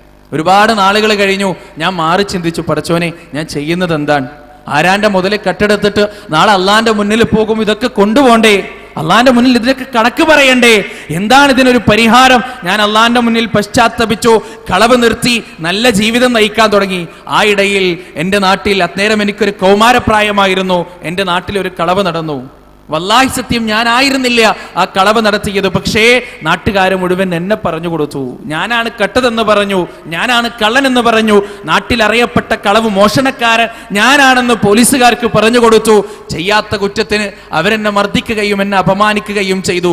അതോടുകൂടി ഞാൻ ജീവിതത്തിൽ തീരുമാനിച്ചു, ഞാൻ എൻ്റെ റബ്ബിനോട് പറഞ്ഞു, പടച്ചോനെ, ചെയ്യാത്ത കുറ്റത്തിന് ഇവരെന്നെ അപമാനിക്കുകയാണ്, പീഡിപ്പിക്കുകയാണ്. അതുകൊണ്ട് എൻ്റെ ജീവിതത്തിൽ ഞാൻ ഇനി കളവ് നിർത്തില്ല, ഞാൻ തനി കള്ളനാകാൻ പോകുകയാണ്. അവിടെ നിന്ന് അങ്ങോട്ട് ഓരോ കളവുകൾ നടത്തുമ്പോഴും എൻ്റെ ആത്മവിശ്വാസം വർദ്ധിച്ചു. ആ ജില്ല മൊത്തം അറിയപ്പെട്ട ഒരു വലിയ കള്ളനായി ഞാൻ മാറി. ഇന്ന് ഞാൻ കളവ് നിർത്തിയിട്ട് വർഷങ്ങളായി. വയസ്സായ ആ കള്ളം പറയാൻ ഇന്ന് ഞാൻ കളവ് നിർത്തിയിട്ട് വർഷങ്ങളായി. എന്നാലും ഞാൻ റോഡ് സൈഡിലൂടെ നടന്നു പോകുമ്പോൾ വാപ്പാന്റെ വിരൽ തലപ്പ് പിടിച്ച് നടന്നു പോകുന്ന കുട്ടികൾക്ക് വാപ്പമാര് ചൂണ്ടിക്കാണിച്ചു കൊടുത്ത് പറയും, കണ്ടോ അതാണ് വലിയ കള്ളൻ, മോനെ നീ അവനെ പോലെ ആകരുതേ എന്ന് വാപ്പമാര് ചൂണ്ടിക്കാണിച്ചുകൊണ്ട് കള്ളനായി കാണിച്ചു കൊടുക്കുന്ന എന്നെ നാളെ മഹ്ശറയിലെത്തിയാൽ പടച്ച തമ്പുരാന്റെ മുന്നിൽ ഞാൻ പറയും, റബ്ബേ ഞാനൊരു കള്ളനാകാൻ ഉദ്ദേശിച്ചിട്ടില്ല, നല്ലൊരു മനസ്സും നല്ലൊരു ഹൃദയവും നീ എനിക്ക് തന്നിരുന്നു. പക്ഷേ എൻ്റെ ജീവിതത്തിൽ എൻ്റെ കൂട്ടുകാരുടെ മുന്നിൽ വെച്ച് ചെയ്യാത്ത കുറ്റത്തിന് വേണ്ടി എൻ്റെ മനസ്സിലേൽപ്പിച്ച മുറിവ്, എൻ്റെ എക്കാക്ക എനിക്ക് തന്ന ആ സമ്മാനം, അതായിരുന്നു ജീവിതത്തിൽ കരകയറാനാകാത്ത കള്ളത്തരത്തിന്റെ മോഷണത്തിന്റെ പാതാളത്തിലേക്ക് എന്നെ തള്ളിയിട്ടത് റബ്ബേ.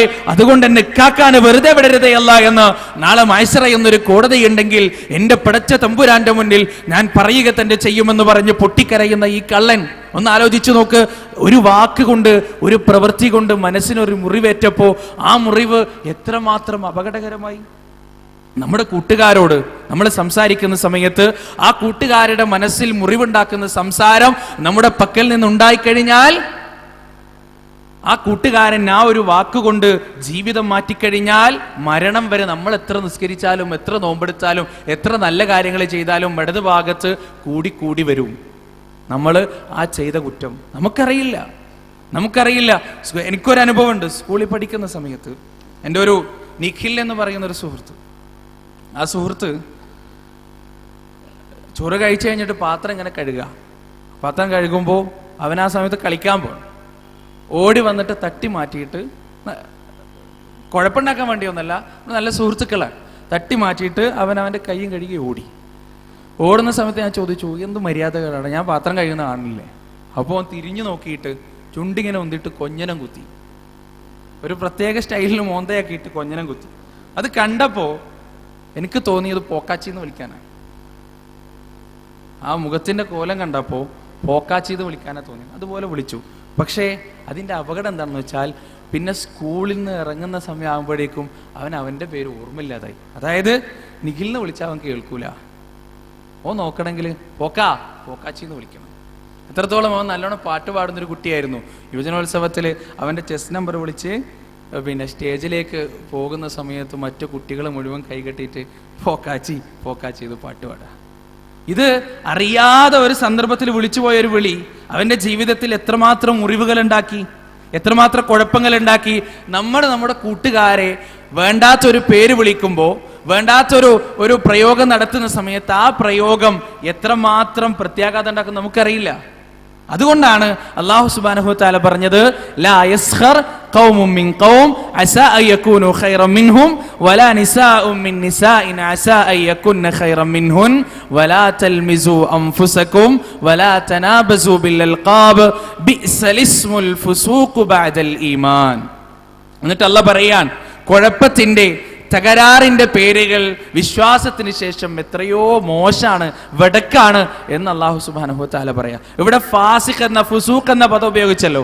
എല്ലാ സ്കൂളിലും എല്ലാ ക്യാമ്പസുകളിലും ഒരു ഫാസിഖ് ഉണ്ടാവും. ആദ്യമായിട്ട് കഞ്ചാവ് അടിക്കുന്ന ഒരുത്തനുണ്ടാവും, ആദ്യമായിട്ട് സിഗരറ്റ് വലിക്കുന്ന ഒരുത്തനുണ്ടാവും. നിങ്ങൾക്കറിയോ, സ്കൂളില് ഉമ്മ പൈസ തരാൻ മറന്നിട്ട് ഉച്ച സമയത്ത് ലഞ്ച് ബ്രേക്കിന് ബെല്ലടിച്ചപ്പോൾ വിശന്ന് വയറ് കാളാ. എന്നിട്ട് ബാക്കിലിരിക്കുന്ന ബെഞ്ചാരെ കയ്യിൽ കുറേ പൈസ ഉണ്ടെന്നറിയാം. ബാക്കിലിരിക്കുന്ന ബെഞ്ചാരെടുത്ത് പോയിട്ട് ചോദിക്കാണ്, എടാ ഒരു 20 ഉറുപ്പ്യ കടം തരോ, വിശന്നിട്ട് വയ്യ, ഉമ്മ ഇന്ന് പൈസ തരാൻ മറന്നുപോയി എന്ന് ചോദിച്ചാല് സ്വതസിദ്ധമായി സ്വീകരിച്ചിട്ടുള്ള കുറേ തെറികൾ അവർക്ക് പറയാനുണ്ടാവും. ആ തെറികൾ മുഴുവൻ പറഞ്ഞിട്ട് അവർ പിരിച്ചുവിടും. എന്നാലോ ഒരു ദിവസങ്ങൾ വെറുതെ പോയിട്ട് ആ ബെഞ്ചാരോട് ചോദിക്കാണ്, എന്ത് എടാ ഒരു കുറേ നാളെ നിങ്ങൾക്ക് ഇങ്ങനെ വലിക്കണ്ടല്ലോ, എനിക്കൊന്നും ഒരു സിഗരറ്റ് വലിക്കാൻ പൂതി തുടങ്ങിയിട്ട് കുറച്ച് നാളായി, ഒരു 5 ഉറുപ്പ്യ തരുമോ? 20 എടുത്ത് തരും കയ്യിൽ. അല്ലെങ്കിൽ കൈ പിടിച്ച് കൂട്ടിക്കൊണ്ടുപോയി കടയിൽ നിന്ന് സാധനം വാങ്ങിയിട്ട് അവർ വലിക്കുന്ന സ്ഥലത്തേക്ക് നിങ്ങളെ വിളിച്ചു കൊണ്ടുപോയി കത്തിച്ചിട്ട് വായിൽ വെച്ച് തരും. ഇത് ഫാസിഖുകളുടെ ഒരു സ്വഭാവമാണ്. ശരിയല്ലേ? ശരിയല്ലേ? കള്ളുകുടിയന്മാര് തമ്മിൽ എന്തൊരു ഐക്യാണ്! കള്ളുകുടിയന്മാര് തമ്മിലുള്ള ഐക്യം കണ്ടിട്ടില്ലേ? കേരളത്തിൽ എവിടെ ക്യൂ നിന്നാലും കുഴപ്പ. റെയിൽവേ സ്റ്റേഷനിൽ ഇങ്ങനെ ക്യൂ നിൽക്കായിരിക്കും. ട്രെയിൻ വരാനൊരു 10 മിനിറ്റ് ഉണ്ടാവുള്ളൂ. വലിയ ക്യൂവിന്റെ അവസാനത്ത് ഇങ്ങനെ ട്രെയിൻ കിട്ടോ ഇല്ലേ എന്ന് ടെൻഷൻ അടിച്ച് നിൽക്കുമ്പോൾ ചില ബിരുദന്മാര് ഇങ്ങനെ പോയിട്ട് അപ്പുറത്തോ പോയിട്ട് ഇടക്കൂട്ട കൈയിട്ടിട്ട് ഒരു 2 ടിക്കറ്റ് കോഴിക്കോടേക്ക് എന്ന് പറഞ്ഞെടുക്കുമ്പോൾ ബാക്കിയുള്ള ആളുകൾ വലിച്ചിട്ട് നീ ആരാടാ, അപ്പൊ നമ്മളൊക്കെ എന്തിനാ അവിടെ നിൽക്കുന്നത് ഇങ്ങോട്ടേക്ക് എന്ന് പറഞ്ഞിട്ട് വലിച്ചു പറകിലാക്കും. പിന്നെ കച്ചറ, കുഴപ്പം. കേരളത്തിൽ എവിടെ ക്യൂ നിൽക്കുന്നുണ്ടെങ്കിൽ കുഴപ്പമുണ്ടാകും. ഒറ്റ സ്ഥലത്ത് ഒഴിച്ചിട്ട്. അതെവിടെയാ? കള്ള് ഷാപ്പിന്റെ മുന്നിൽ. എന്തൊരു അച്ചടക്കാൻ! ഒരു കുഴപ്പമില്ലല്ലോ. കള്ളി ഷാപ്പിന്റെ മുന്നിൽ ക്യൂ നിൽക്കുന്ന ആൾക്കാരുടെ അച്ചടക്കം കണ്ടിട്ടുണ്ടോ? ഹെൽമെറ്റ് ഇട്ട് നിൽക്കുന്നുണ്ടാകും. ചൂടായിരിക്കും, വെയിലായിരിക്കും, പൊടിയായിരിക്കും, പ്രശ്നമായിരിക്കും. ഹിന്ദുക്കളുണ്ടാവും, മുസ്ലിങ്ങളുണ്ടാവും, ക്രിസ്ത്യാനികളുണ്ടാവും, കറുത്തോലുണ്ടാവും, വെളുത്തോലുണ്ടാവും, രാഷ്ട്രീയക്കാര്, വിവിധ പാർട്ടികളുണ്ടാവും. എന്നാലും എല്ലാവരും അച്ചടക്കത്തോടെ അങ്ങോട്ടും ഇങ്ങോട്ടും ടച്ച് വരെ ചെയ്യാതെ അങ്ങനെ കാത്തുക. അത് ശൈത്താന്റെ ഒരു പണിയാണ്. ഫാസിഖുകൾക്ക് പിശാചുണ്ടാക്കി കൊടുക്കുന്ന പ്രത്യേക ഒരു അച്ചടക്കാണ്. എൻ്റെ ചില കൂട്ടുകാർ, സ്ഥിരമായിട്ട് മദ്യപിക്കുന്ന കൂട്ടുകാരോട് എന്താടാ ഒന്ന് നിർത്തിക്കൂടെന്ന് ചോദിച്ചപ്പോൾ അവർ പറഞ്ഞ മറുപടി, മോനെ നിനക്കറിയില്ല ഇതിന്റെ സുഖം നിനക്കറിയില്ല. ഒന്നിച്ച് കള്ളു കുടിച്ചു കഴിഞ്ഞാൽ കമ്പനി ടൈറ്റ് ആവുന്ന പറഞ്ഞു. അതായത് സുഹൃത്ത് ബന്ധം ഒന്നുകൂടി ദൃഢമാകും. ഭയങ്കര ബന്ധമായിരിക്കും അത്രേ. ഈ ഒരുമിച്ച് കുടിക്കുന്ന കുട്ടികൾക്ക്, ഒരുമിച്ച് വലിക്കുന്ന കുട്ടികൾക്ക്, ഒരുമിച്ച് കഞ്ചാവ് അടിക്കുന്ന കുട്ടികൾക്കൊക്കെ തമ്മിൽ ഭയങ്കര സ്നേഹമായിരിക്കും അത്ര. ഈ സ്നേഹം ആരുണ്ടാക്കുന്നതാ? ശരിയല്ലേ? ഒരു വല്ലാത്തൊരു മാനസിക ബന്ധം. അതിനെക്കുറിച്ച് ചിന്തിക്കുമ്പോൾ തന്നെ വല്ലാത്തൊരു സന്തോഷം അല്ലെ? ആ ഫാസിഖ്, ആ നേതാവിനോട് പ്രത്യേക ഒരു ബഹുമാനം എല്ലാ കോളേജിലും ഉണ്ടാവുമല്ലോ. ഫസ്റ്റ് ഇയർ വരുമ്പോൾ, ഡിഗ്രിക്ക് പഠിക്കുന്ന സ്റ്റുഡൻസ് ആണെങ്കിലും ഫസ്റ്റ് ഇയർ വരുമ്പോൾ റാഗിങ്ങിന് ആദ്യമായിട്ട് പോകുന്ന ചെക്കന്മാരുണ്ടാവില്ലേ? ആദ്യമായിട്ട് മുന്നിലുണ്ടാവും. പാട്ട് പാടിക്കാനും ഡാൻസ് കളിപ്പിക്കാനും വസ്ത്രം ഉരിക്കാനൊക്കെ മുന്നിൽ നിൽക്കുന്ന ഒരു ശൈത്താൻ ഉണ്ടാവും. അത് മിക്കവാറും പണ്ടത്തെ കാലത്തിനനുസരിച്ചിട്ടാണെങ്കിൽ ബാക്ക് ബെഞ്ചുകാരായിരിക്കും. മാഷന്മാര് സാധാരണ ഈ ബെഞ്ചിനനുസരിച്ച് സൈക്കോളജി പറയാറുണ്ട്. പണ്ടത്തെ മാഷന്മാർ ഇപ്പം അങ്ങോട്ടും ഇങ്ങോട്ടും മാറ്റിയിരുത്തലൊക്കെയാണ്, അല്ലാഹുവാലോ. പക്ഷേ പണ്ട് ഓരോ ബെഞ്ചിനും ഓരോ അർത്ഥമാണ്. മുന്നിലിരിക്കുന്ന ബെഞ്ചുകാര് ഭയങ്കര പഠിപ്പിസ്റ്റുകളായിരിക്കും. അവരിങ്ങനെ മാഷിനെ മാത്രം ശ്രദ്ധിക്കും, മാഷ് പറയുന്നത് മാത്രം കേൾക്കും. ക്ലാസ്സിന്റെ പുറത്തൊന്നും ശ്രദ്ധ ഉണ്ടാവില്ല. അവരെന്ത് ചെയ്യും? ഡോക്ടർമാരും എഞ്ചിനീയർമാരൊക്കെ ആയിട്ട് നല്ലൊരു ജീവിതം നയിക്കും. രണ്ടാമത്തെ ബെഞ്ചുകാര് കുറച്ച് ഇവിടെയും നോക്കും, കുറച്ച് പുറത്തും നോക്കും. മാഷ് പറയണത് അവർക്കറിയണം, പുറത്ത് നടക്കുന്നത് എന്താണെന്നും അവർക്കറിയണം. അവരെന്താവും? IAS കാരും IPS കാരുമായിട്ട് മുന്നിലിരിക്കുന്ന ബെഞ്ചുകാരും ഭരിക്കും. മൂന്നാമത്തെ ബെഞ്ചുകാരോ, അവർക്ക് ടീച്ചർ പറയുന്നതിനെ കുറിച്ച് യാതൊരു ബോധം ഉണ്ടാവില്ല. ടീച്ചർ എന്താ പറയണത്, എന്താ ക്ലാസ് എടുക്കുന്നത്, നോ ഐഡിയ. പക്ഷേ പുറത്ത് നടക്കുന്നതൊക്കെ അവർ കൃത്യമായിട്ട് അറിഞ്ഞിരിക്കും. എല്ലാം അറിയാം അവർക്ക്, എന്താണ് പുറത്ത് നടക്കുന്നത്, എന്ത് പ്രശ്നമാണ്. അവരെന്താവും? രാഷ്ട്രീയക്കാരായിട്ട് ഈ മുന്നിലുള്ള 2 ബെഞ്ചുകാരെയും ഭരിക്കും. ഇനി നാലാമതൊരു ബെഞ്ചുകാരുണ്ട്. അവർക്ക് ക്ലാസ്സിലും ശ്രദ്ധയില്ല, പുറത്തും ശ്രദ്ധയില്ല. അവർക്ക് എവിടെയാണ് ശ്രദ്ധ? താഴോട്ട്. അവര് അണ്ടർ വേൾഡ് നൊട്ടോറിയസ് ക്രിമിനലുകളായിട്ട് മുന്നിലിരിക്കുന്ന 3 ബെഞ്ചുകാരെയും ഭരിക്കും. ഇത് ശരിയല്ലേ? പല സ്കൂളുകളിലും ബാക്ക് ബെഞ്ചുകാരുടെ സ്വഭാവം മുന്നിലിരിക്കുന്ന ബെഞ്ചുകാരെ വിളിച്ചിട്ട് തിരിഞ്ഞു നോക്കി ഒറ്റയടിയാ, ഒരു കാരണവും വേണ്ട. പക്ഷെ പ്രതികരിക്കുവോ? ഇല്ല. ഇത് ഫാസിഖുകളാണ്. അല്ലാഹു സുബ്ഹാനഹു വ തആല പറഞ്ഞ ഫുസൂഖ് എന്ന് പറയുന്ന ഏറ്റവും വൃത്തികെട്ട സ്വഭാവം, ഏറ്റവും നാറിപ്പൊളിച്ച സ്വഭാവം ഫാസിഖിന്റെ സ്വഭാവം അല്ലേ? വല്ലാത്തൊരു. എന്നാൽ വേറൊരു ബെഞ്ചുകാരും കൂടിയുണ്ട്, സൈഡ് ബെഞ്ചുകാര്. അവര് എവിടേക്കാ ശ്രദ്ധിക്കുക? ടീച്ചറെയും നോക്കൂല, പുറത്തും നോക്കൂല, താഴെയും നോക്കൂല. അവരാരെയാണ് നോക്കുക? അവർ ഈ 4 ബെഞ്ചുകാരെ നോക്കും. അവരെന്താണ് ചെയ്യുന്നത്, എന്താണ് പ്രവർത്തിക്കുന്നത്? അവരാരെന്നറിയോ? ആരാ? നിങ്ങൾക്ക് പറയാൻ പറ്റും അവരാരാണ്? മാധ്യമക്കാര്. അവരെല്ലാവർക്കും പേടിയാ. അവരാരും ഭരിക്കൊന്നുമില്ല, പക്ഷേ അവരെല്ലാവർക്കും പേടിയാ. ഇവിടെ ഞാൻ പറഞ്ഞു വരുന്നത്, സ്കൂളിൽ ഏത് കോളേജിലായാലും സ്കൂളിലായാലും ഏത് കുഴപ്പത്തിനും ചുക്കാൻ പിടിക്കുന്ന, ഏത് കുഴപ്പത്തിനും മാധ്യം എഴുന്നേറ്റ് നിൽക്കുന്ന, മാഷ ചീത്ത പറയാനായാലും ടീച്ചറെ ചീത്ത പറയാനായാലും സ്കൂളിൽ വേറൊരു ഗ്യാങ്ങുമായിട്ട് തല്ലുണ്ടാക്കാനായാലും എന്ത് പ്രശ്നത്തിലായാലും ആദ്യം എഴുന്നേറ്റ് നിൽക്കുന്ന ചില ആളുകൾ ഉണ്ടാകും. ആ ആളുകളെ അള്ളാഹുവിന് ഏറ്റവും വെറുപ്പാണ്. പടച്ച തമ്പുരാന് അങ്ങനെയുള്ള മനുഷ്യന്മാരെ ഏറ്റവും വെറുപ്പാണ്. കാരണം മുഹമ്മദ് നബി സല്ലല്ലാഹു അലൈഹി വസല്ലമയുടെ ഒരു സംഭവം നമുക്കറിയാലോ. സഫാ കുന്നിന്റെ മുകളിൽ കയറി നിന്നുകൊണ്ട് നബി സല്ലല്ലാഹു അലൈഹി വസല്ലമ തന്റെ കുടുംബക്കാരെ മുഴുവനും വിളിച്ചുകൂട്ടി, ബനു ഹാഷിം കുടുംബത്തെ മുഴുവനും വിളിച്ചുകൂട്ടി. എന്നിട്ട് റസൂൽ സല്ലല്ലാഹു അലൈഹി വസല്ലമ ചോദിച്ചു, ഈ സഫയുടെ ഇപ്പുറത്ത് നിന്ന് ഒരു വലിയ സൈന്യം നിങ്ങൾ ആക്രമിക്കാൻ വരുന്നുണ്ടെന്ന് ഞാൻ പറഞ്ഞ നിങ്ങളത് വിശ്വസിക്കോ? ആ കൂടി നിൽക്കുന്ന ആളുകൾ മുഴുവൻ തിരിച്ചു ചോദിച്ചു, അതെന്താ മുഹമ്മദെ വിശ്വസിക്കാതെ? താങ്കൾ ഇതുവരെ കളവ് പറഞ്ഞതായി ഞങ്ങൾക്കറിയില്ല, വഞ്ചിച്ചതായി ഞങ്ങൾക്കറിയില്ല, പിന്നെ എങ്ങനെയാ ഞങ്ങൾ വിശ്വസിക്കാതിരിക്കുക മുഹമ്മദ് സല്ലല്ലാഹു അലൈഹി വസല്ലം? അപ്പൊ റസൂൽ സല്ലല്ലാഹു അലൈഹി വസല്ലമ തിരിച്ചു പറഞ്ഞു, എന്നാൽ ഞാനൊരു വലിയ സത്യം പറയാൻ പോകുകയാണ്, വലിയൊരു വസ്തുത ഞാൻ പറയാൻ പോകുകയാണ്. നിങ്ങൾ ആരാധിക്കുന്ന ലാത്തയും മുസ്സയും മനാത്തയും ഹബലയും എല്ലാം കള്ളത്തരമാണ്. അവർക്കൊന്നും നിങ്ങളുടെ പ്രാർത്ഥനയ്ക്ക് ഉത്തരം നൽകാൻ കഴിയില്ല, നിങ്ങളുടെ ദുആക്ക് ഉത്തരം നൽകാൻ കഴിയില്ല. അതുകൊണ്ട് നിങ്ങൾ ഏകനായ അല്ലാഹനെ മാത്രമേ വിളിക്കാൻ പാടുള്ളൂ എന്നാര് പറഞ്ഞു? മുഹമ്മദ് റസൂലുള്ളാഹി സ്വല്ലല്ലാഹു അലൈഹി വസല്ലമ പറഞ്ഞു. എന്തായിരുന്നു പ്രതികരണം? ആ സദസ്സിൽ നിന്ന് എന്തായിരുന്നു പ്രതികരണം? ചരിത്രം പറയുന്നു, പിൻ പോയിന്റ് സൈലൻസ് ആയിരുന്നു. ആരും ഒന്നും മിണ്ടിയിട്ടില്ല, ആർക്കും ഒന്നും ഉരിയാടാനും കഴിയില്ല, ആരും ഒന്നും പറയണില്ല. കാരണം പറയുന്നത് മുഹമ്മദാണ്. സത്യം ആവാതിരിക്കാൻ യാതൊരു വഴിയുമില്ല. കള്ളം അവൻ ഇതുവരെ പറഞ്ഞിട്ടില്ല. അതുകൊണ്ട് ഇതിനെതിരെ ഒരു വാക്ക് പറയാൻ ഞാനില്ല, ഞാനില്ല, ഞാനില്ല എന്ന് ഓരോ വ്യക്തിയുടെ മനസ്സും പറഞ്ഞു. ആ നിശബ്ദതയെ കീറി മുറിച്ചുകൊണ്ട് ഒരു ശബ്ദം വന്നു. ആ പിൻ പോയിന്റ് സൈലൻസിനെ കീറി മുറിച്ചുകൊണ്ട് ഒരു ശബ്ദം വന്നു. തബ്ബല്ലക യാ മുഹമ്മദ്, നീ നശിച്ചു പോകട്ടെ മുഹമ്മദേ, നാശമടയട്ടെ മുഹമ്മദ് നീ എന്ന് പറഞ്ഞുകൊണ്ട് ഒരു ശബ്ദം പുറത്തേക്ക് വന്നു. ആരുടേതായിരുന്നു ആ ശബ്ദം? അബൂലഹബിന്റെ ശബ്ദം, അല്ലേ? അതായത് ആദ്യമായി ഫാസിഖിന്റെ സ്വഭാവം കാണിച്ച അബൂലഹബിന്റെ ശബ്ദം. അബൂലഹബിന് അല്ലാഹു കൊടുത്ത ശിക്ഷ എന്താ? അബൂലഹബിന് അല്ലാഹു കൊടുത്ത ശിക്ഷ എന്താ? തബ്ബത് യദാ അബീ ലഹബിൻ വതബ് മാ അഗ്നാ അൻഹു മാലുഹു വമാ കസബ് സയസ്ലാ നാറൻ ദാത ലഹബ് വംറഅതുഹു ഹമ്മാലത്തുൽ ഹതബ് ഫീ ജീദിഹാ ഹബ്ലും മിൻ മസദ്.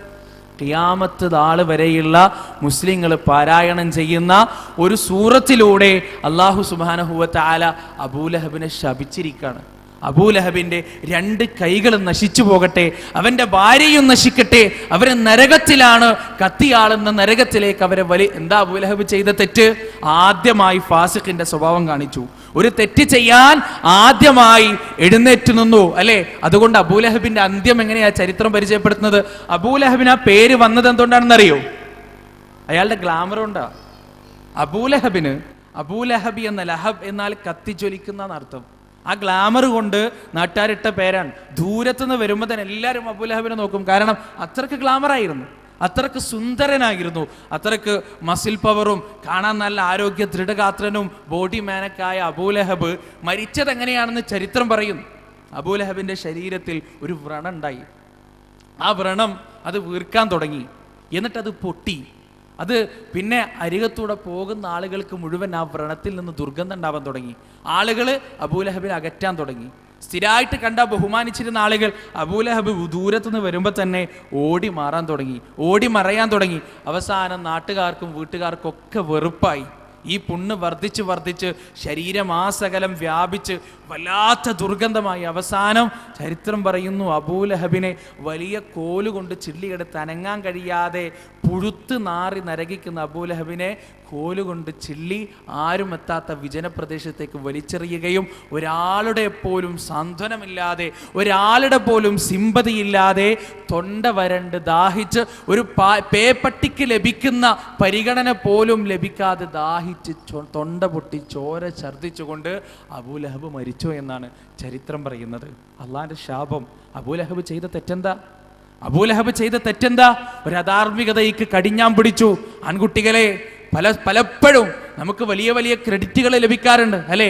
നമുക്കുറിച്ച് ഓൻ വലിയ കളിക്കാരനാ, ഓനോട് കളിക്കാൻ നിൽക്കണ്ട, ഓനോട് കളിച്ചാൽ എത്തൂല എന്നൊക്കെ നമ്മുടെ കൂട്ടുകാരും മറ്റുള്ളവരോട് പറയുമ്പോൾ നമുക്ക് അഭിമാനമാണ്. പക്ഷേ നമ്മുടെ അന്ത്യം ഈ രൂപത്തിലാണെങ്കിൽ, നമ്മുടെ അന്ത്യം ഈ രൂപത്തിലാണെങ്കിൽ ഒന്ന് ആലോചിച്ച് നോക്കിയേ. ഈ പറഞ്ഞ കൂട്ടുകാരെങ്കിലും ഉണ്ടാവോ ഒന്നിച്ച്?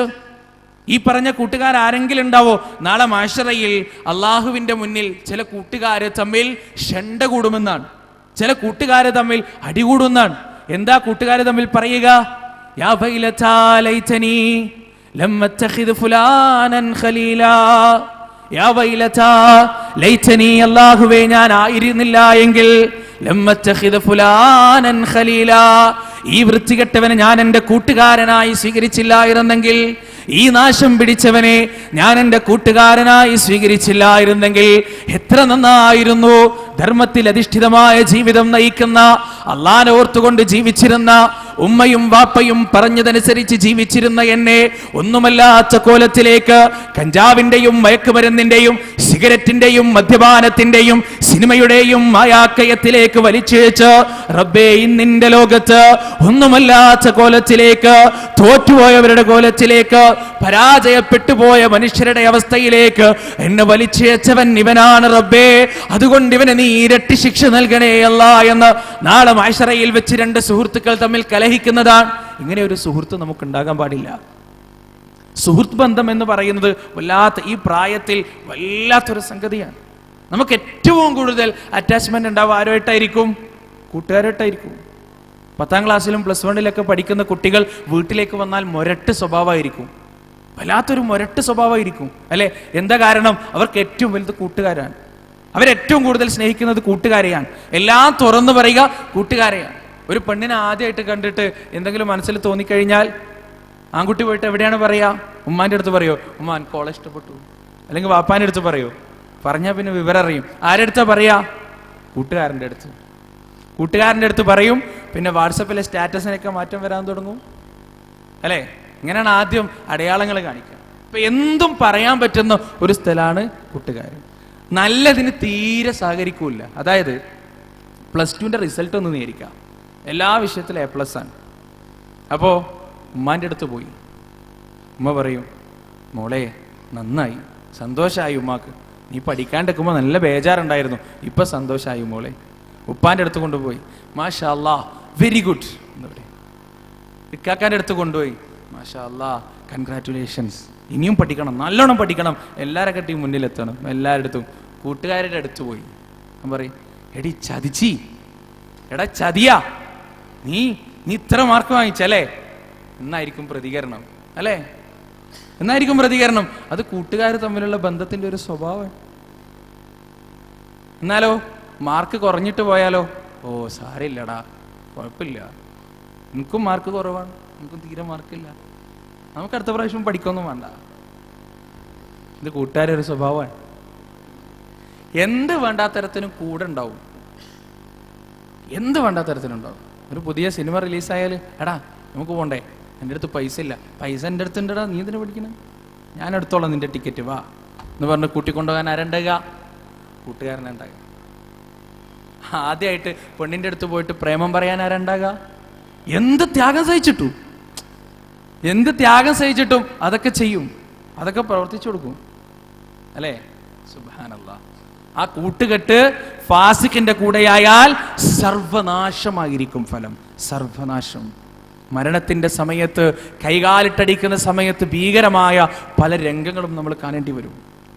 അടുത്ത് നടന്ന പഠനം, ആ പഠനം പറയുന്നത് കൗമാരക്കാരിൽ 98% വേണ്ടാത്ത വീഡിയോകൾ കണ്ടവരാണ്. വേണ്ടാത്ത വീഡിയോകൾ അല്ലെ? മൊബൈൽ ഫോണിൽ എല്ലാം കിട്ടും, എല്ലാം കാണാൻ കഴിയും. കാണുക മാത്രമല്ല, കൂട്ടുകാരൻ അയച്ചു കൊടുക്കുകയും അവനെ കൊണ്ട് കാണിപ്പിക്കുകയും ചെയ്യുന്ന വൃത്തികെട്ട സ്വഭാവം. സുബ്ഹാനല്ലാഹ്. ഒരു യുവാവ്, ഒരു കഥ, ഒരു സംഭവം നിങ്ങൾ ശരിക്കും ഓർത്തു വെക്കണം എപ്പോഴും ജീവിതത്തിൽ. അയാൾക്കൊരു ഓഫർ വന്നു. ഓഫർ എന്താണെന്ന് വെച്ചാൽ $500 കൊടുത്തു കഴിഞ്ഞാൽ ഇത്തരത്തിലുള്ള വീഡിയോസ് എന്ത് ചെയ്യും? പുതിയ പുതിയ വീഡിയോസ് എല്ലാ ദിവസവും മെയിലിലേക്ക് വന്നുകൊണ്ടിരിക്കും. പുതിയ പുതിയ വീഡിയോകൾ മെയിലിലേക്ക് ഇങ്ങനെ വന്നുകൊണ്ടിരിക്കും. അങ്ങനെ അയാളത് സബ്സ്ക്രൈബ് ചെയ്തു. അയാൾ തൻ്റെ ഏകദേശം ഒരു 100 കൂട്ടുകാർക്ക് കിട്ടുന്ന രൂപത്തിൽ അത് ഓട്ടോ ഫോർവേഡ് സിസ്റ്റത്തിലാക്കി വെച്ചു. അതായത് ഇയാളുടെ മെയിൽ ഐ ഡിയിലേക്ക് അത് വന്നു കഴിഞ്ഞാൽ ഈ കൂട്ടുകാർക്ക് മുഴുവൻ അത് കിട്ടും. കാരണം അവരെല്ലാം മേടിക്കണ്ടല്ലോ, അവർക്കെല്ലാം $500 സ്നേഹാൻ, ബന്ധാൻ, കൂട്ടുകാർ തമ്മിലുള്ള ബന്ധാൻ. എന്നിട്ട് ഈ കൂട്ടുകാർക്ക് മുഴുവൻ ഇത് ഇവന്റെ അക്കൗണ്ടിലേക്ക് വരേണ്ട താമസം അവർക്കൊക്കെ ഓട്ടോമാറ്റിക്കായിട്ട് ഫോർവേഡ് ആവും. ഇത് ചെയ്ത് കഴിഞ്ഞ് ഒരാഴ്ച, ഏകദേശം വർഷങ്ങളോളമുള്ള സബ്സ്ക്രിപ്ഷനാണ് ഇവൻ ചെയ്തത്. ഇത് ചെയ്തിട്ട് ഒരാഴ്ചൻ്റെ ഉള്ളിൽ ഇവൻ മരിച്ചു. ഈ യുവാവ് മരിച്ചു. നിങ്ങളൊന്ന് ആലോചിച്ച് നോക്കിയേ. വർഷങ്ങളോളം ഇവന്റെ ഐഡിയയിലേക്ക് വരുന്ന ഈ വീഡിയോകൾ ഇവന്റെ കൂട്ടുകാരിലേക്ക് പോകുകയും ആ കൂട്ടുകാര് മുഴുവൻ കാണുന്ന മുഴുവൻ കുറ്റവും ഇവനിലേക്ക് വരികയും ചെയ്യും. എവിടെ? ഖബറിൽ. സുബ്ഹാനല്ലാഹ്. ഒന്ന് ആലോചിച്ച് നോക്കിയേ, ഇത്ര ദുരന്താണ്. നമ്മുടെയൊക്കെ ജീവിതത്തിൽ അങ്ങനെ ഒരു അനുഭവം ഉണ്ടായിട്ടില്ലേ? എന്തെങ്കിലും ഒന്ന് കാണുമ്പോൾ ഇതെന്റെ കൂട്ടുകാരനൊന്ന് കണ്ടോട്ടെ. ഒരു കുട്ടി ഒരു സിഗരറ്റ് വലിക്കുന്ന ഒരു ഗ്രൂപ്പ്, ആ ഗ്രൂപ്പിൽ ഒരു കുട്ടി മാത്രം സിഗരറ്റ് വലിക്കാതെ മാറി നിൽക്കുകയാണെങ്കിൽ ഓന് കേൾക്കാൻ ഇനിയൊന്നും ബാക്കിയുണ്ടാവില്ല. ഒറ്റ ദിവസം ഓൻ്റെ ഉമ്മാക്കും ഉപ്പാക്കും വിളിക്കാത്തൊരു ദിവസം ആ കൂട്ടുകാർക്കിടയിൽ ഉണ്ടാവില്ല. എല്ലാ ദിവസവും ഓൻ അങ്ങനെയാണ്, ഓൻ ഇങ്ങനെയാണ്. ഇനി ഓനെങ്ങാനും ഒരു ദിവസം സിഗരറ്റ് വലിക്കാൻ തുടങ്ങിയാൽ പിന്നെ അന്നത്തെ ദിവസം ആ കൂട്ടുകാർക്ക് മുഴുവൻ ആവേശമായിരിക്കും. അതുകൊണ്ട് സഹോദരങ്ങളെ, ഈ ഒരു സ്വഭാവം നമ്മുടെ ജീവിതത്തിൽ ഉണ്ടാവാൻ പാടില്ല. എന്നിട്ട് അല്ലാഹ് പറയാ, വമല്ലം യതുബ് ഫഉലൈക ഹുമുൽ ളാലിമൂൻ. ആര് പശ്ചാത്തപിക്കുന്നില്ലയോ അവൻ തന്നെയാകുന്നു അക്രമകാരി. ആരാണ് പശ്ചാത്തപിക്കാതിരിക്കുന്നത് അവൻ തന്നെയാകുന്നു അക്രമകാരി. ഇക്കൂട്ടത്തിൽ ഇപ്പറയുന്ന രീതിയിലുള്ള തെറ്റുകൾ ചെയ്യുന്നവരുണ്ടെങ്കിൽ തീർച്ചയായും ഇന്നതിൻ്റെ അവസാനത്തെ ദിവസമായിരിക്കണം. എത്ര വലിയ പാപം നമ്മൾ ചെയ്താലും അല്ലാഹു സുബ്ഹാനഹു വ തആല പുറത്തു തരും. അല്ലാഹു സുബ്ഹാനഹു വ തആല മാപ്പാക്കി തരും. അല്ലാഹുവിന്റെ അടുത്തേക്ക് നമുക്ക് ആക്സസ് ഉണ്ട്. അതൊരിക്കലും മുറിഞ്ഞു പോകുന്നില്ല. നമുക്കറിയാലോ, ഹംസ റളിയല്ലാഹു അൻഹുവിന്റെ മരണം നമുക്കറിയില്ലേ? ഉഹുദ് യുദ്ധത്തിൽ, ബദർ യുദ്ധത്തിൽ ഹിന്ദ് എന്ന് പറയുന്ന സ്ത്രീയുടെ വാപ്പാനെയും ഭർത്താവിനെയൊക്കെ ആങ്ങളെയൊക്കെ കൊന്നുകളഞ്ഞു. അങ്ങനെ ഹിന്ദ് ഒരു ശപഥം എടുക്കുകയാണ്. ഇനി ഹംസയുടെ രക്തം വാളിൽ പുരണ്ടിട്ടല്ലാതെ ഞാൻ എൻ്റെ മുടി കെട്ടുകയില്ല എന്നൊക്കെയുള്ള ശപഥമെടുക്കണം. എന്നിട്ട് ഉഹുദ് യുദ്ധത്തിൽ വഹ്ഷി എന്ന് പറയുന്ന അടിമയെ ഏൽപ്പിച്ചു. അടിമ ചാട്ടുളി പ്രയോഗത്തിലൂടെ ഹംസ റളിയല്ലാഹു അൻഹുവെ കൊന്നു. എന്നിട്ട് ആ ഉഹുദ് യുദ്ധത്തിൽ മരിച്ച സഹാബികളുടെ ശരീരം ഇങ്ങനെ കണ്ട് സന്തോഷിച്ച് നടക്കുക ഹിന്ദ്. അപ്പോഴാണ് ഹംസ റളിയല്ലാഹു അൻഹു മരിച്ചിട്ട് കാണുന്നത്. ഹിന്ദ് വഹ്ഷിയെ വിളിച്ചു. എന്നിട്ട് പറഞ്ഞു, ഈ നെഞ്ചകം ഒന്ന് നെഞ്ചകം കുത്തിക്കേറി കൊടുത്തു. ആര്? അടിമ. എന്നിട്ട് ആ കരള് പറിച്ചെടുത്ത് കൊടുത്തു. ഹിന്ദ് ആ കരള് വാങ്ങിച്ചു, കടിച്ച് ചവച്ച് തുപ്പി. എന്നിട്ട് ഹംസ റളിയല്ലാഹു അൻഹുവിന്റെ ശരീരം കമഴ്ത്തി കിടത്തിക്കൊണ്ട് അവർ രണ്ടുപേരും സ്ഥലം വിട്ടു. റസൂലുള്ളാഹി സ്വല്ലല്ലാഹു അലൈഹി വസല്ലമ തൻ്റെ അനുയായികളിൽ ആരൊക്കെയാണ് വിട പറഞ്ഞത് എന്ന് കാണാൻ വേണ്ടി നടന്നു പോയിക്കൊണ്ടിരിക്കുക. അപ്പോഴാണ് കമിഴ്ന്ന് കിടക്കുന്ന തൻ്റെ പിതാമഹനെ കാണുന്നത്, ഹംസ റളിയല്ലാഹു അൻഹുവിനെ കാണുന്നത്. റസൂല് പറഞ്ഞു, ഞാനൊന്ന് കാണട്ടെ ഹംസയെ. മലർത്തിക്കിടത്തു. അദ്ദേഹത്തിന്റെ മുഖം ഞാനൊന്ന് അവസാനമായി കാണട്ടെ. സഹാബികൾ പറഞ്ഞു, വേണ്ട റസൂൽ, കാണാൻ താങ്കൾക്ക് സാധ്യമല്ല, അത്രക്ക് ഭയാനകമാണ്. റസൂലുള്ള പറഞ്ഞു, എനിക്ക് കാണണം, എൻ്റെ പിതാമഹനെ അവസാനമായി എനിക്കൊന്ന് കാണണം, അദ്ദേഹത്തെ ഞാനൊന്ന് ദർശിക്കട്ടെ. അവസാനം റസൂലുള്ളാഹിന്റെ നിർബന്ധപ്രകാരം ഹംസ റളിയല്ലാഹു അൻഹുവിന്റെ ശരീരം തിരിച്ചിട്ടപ്പോൾ കണ്ണ് പൊത്തിക്കൊണ്ട് റസൂൽ സല്ലല്ലാഹു അലൈഹി വസല്ലമ പിറകോട്ട് നോക്കി.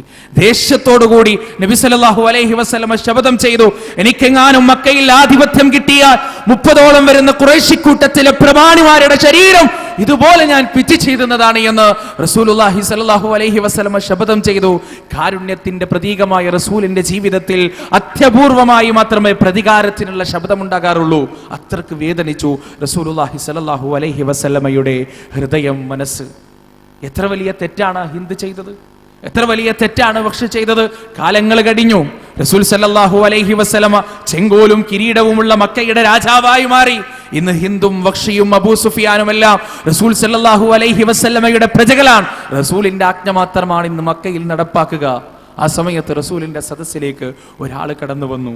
ഹംസ റളിയല്ലാഹു അൻഹുവിന്റെ നെഞ്ചകം കുത്തിപ്പിളർന്ന്, വയറ് കുത്തിപ്പിളർന്നുകൊണ്ട് കരൾ പറിച്ചെടുത്തു കൊടുത്ത വഹ്ഷി എന്ന് പറയുന്ന മനുഷ്യൻ റസൂലുള്ളാഹിന്റെ സദസ്സിലേക്ക് കടന്നു വന്നു. റസൂൽ സല്ലല്ലാഹു അലൈഹി വസല്ലമ കണ്ടപ്പോൾ തന്നെ മുഖം തിരിച്ചു കളഞ്ഞു. സഹിക്കാൻ കഴിയുന്നില്ല. കഴിഞ്ഞുപോയ ആ രംഗങ്ങൾ മനസ്സിലേക്ക് ഓർമ്മ വരികയാണ്. നബിക്ക് മാപ്പ് കൊടുക്കാൻ കഴിയുന്നില്ല, എങ്ങനെ പ്രതികരിക്കണം എന്നറിയില്ല. അപ്പോഴാണ് അല്ലാഹു സുബ്ഹാനഹു വ തആല തിരുത്തു കൊടുക്കുന്നത്.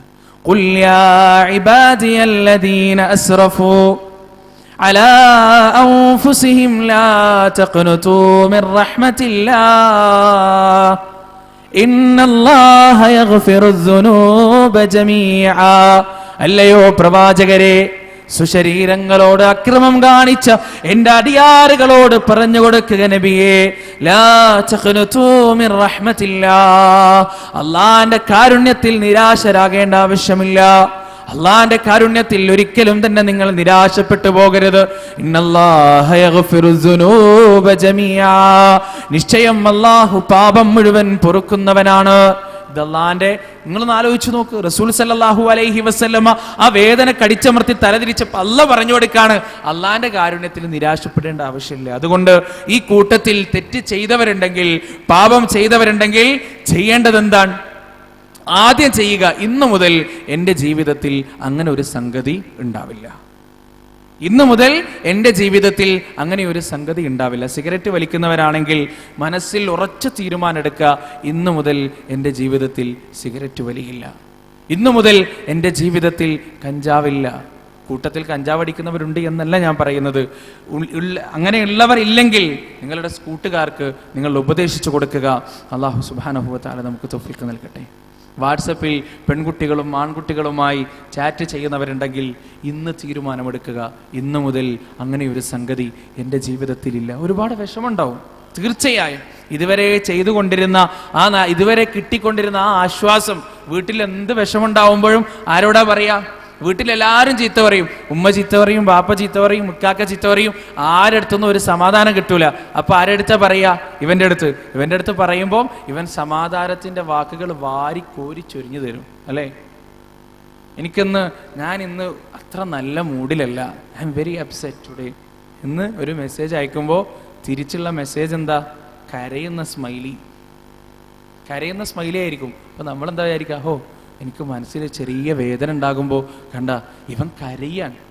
യഥാർത്ഥ ജീവിതത്തിലെ സഹോദരങ്ങളെ, നിങ്ങൾ ആരെങ്കിലും കുത്തിക്കൊല്ലുന്ന കണ്ടാലും ഈ പറയുന്ന ആള്, ഈ പറയുന്ന ഓള് അല്ലെങ്കിൽ ലോന് കരയില്ല കേട്ടോ. ഇതൊക്കെ ഒരു മായിക ലോകാണ്. അങ്ങനെയുള്ള ചാറ്റിംഗ് നിങ്ങളുടെ ജീവിതത്തിൽ ഉണ്ടെങ്കിൽ ഇന്ന് തന്നെ അവസാനിപ്പിക്കുക. വല്ലാഹി സത്യം സുമ്മ വല്ലാഹി, അത് ഹറാമാണ് മക്കളെ, അത് ഹറാമാണ്.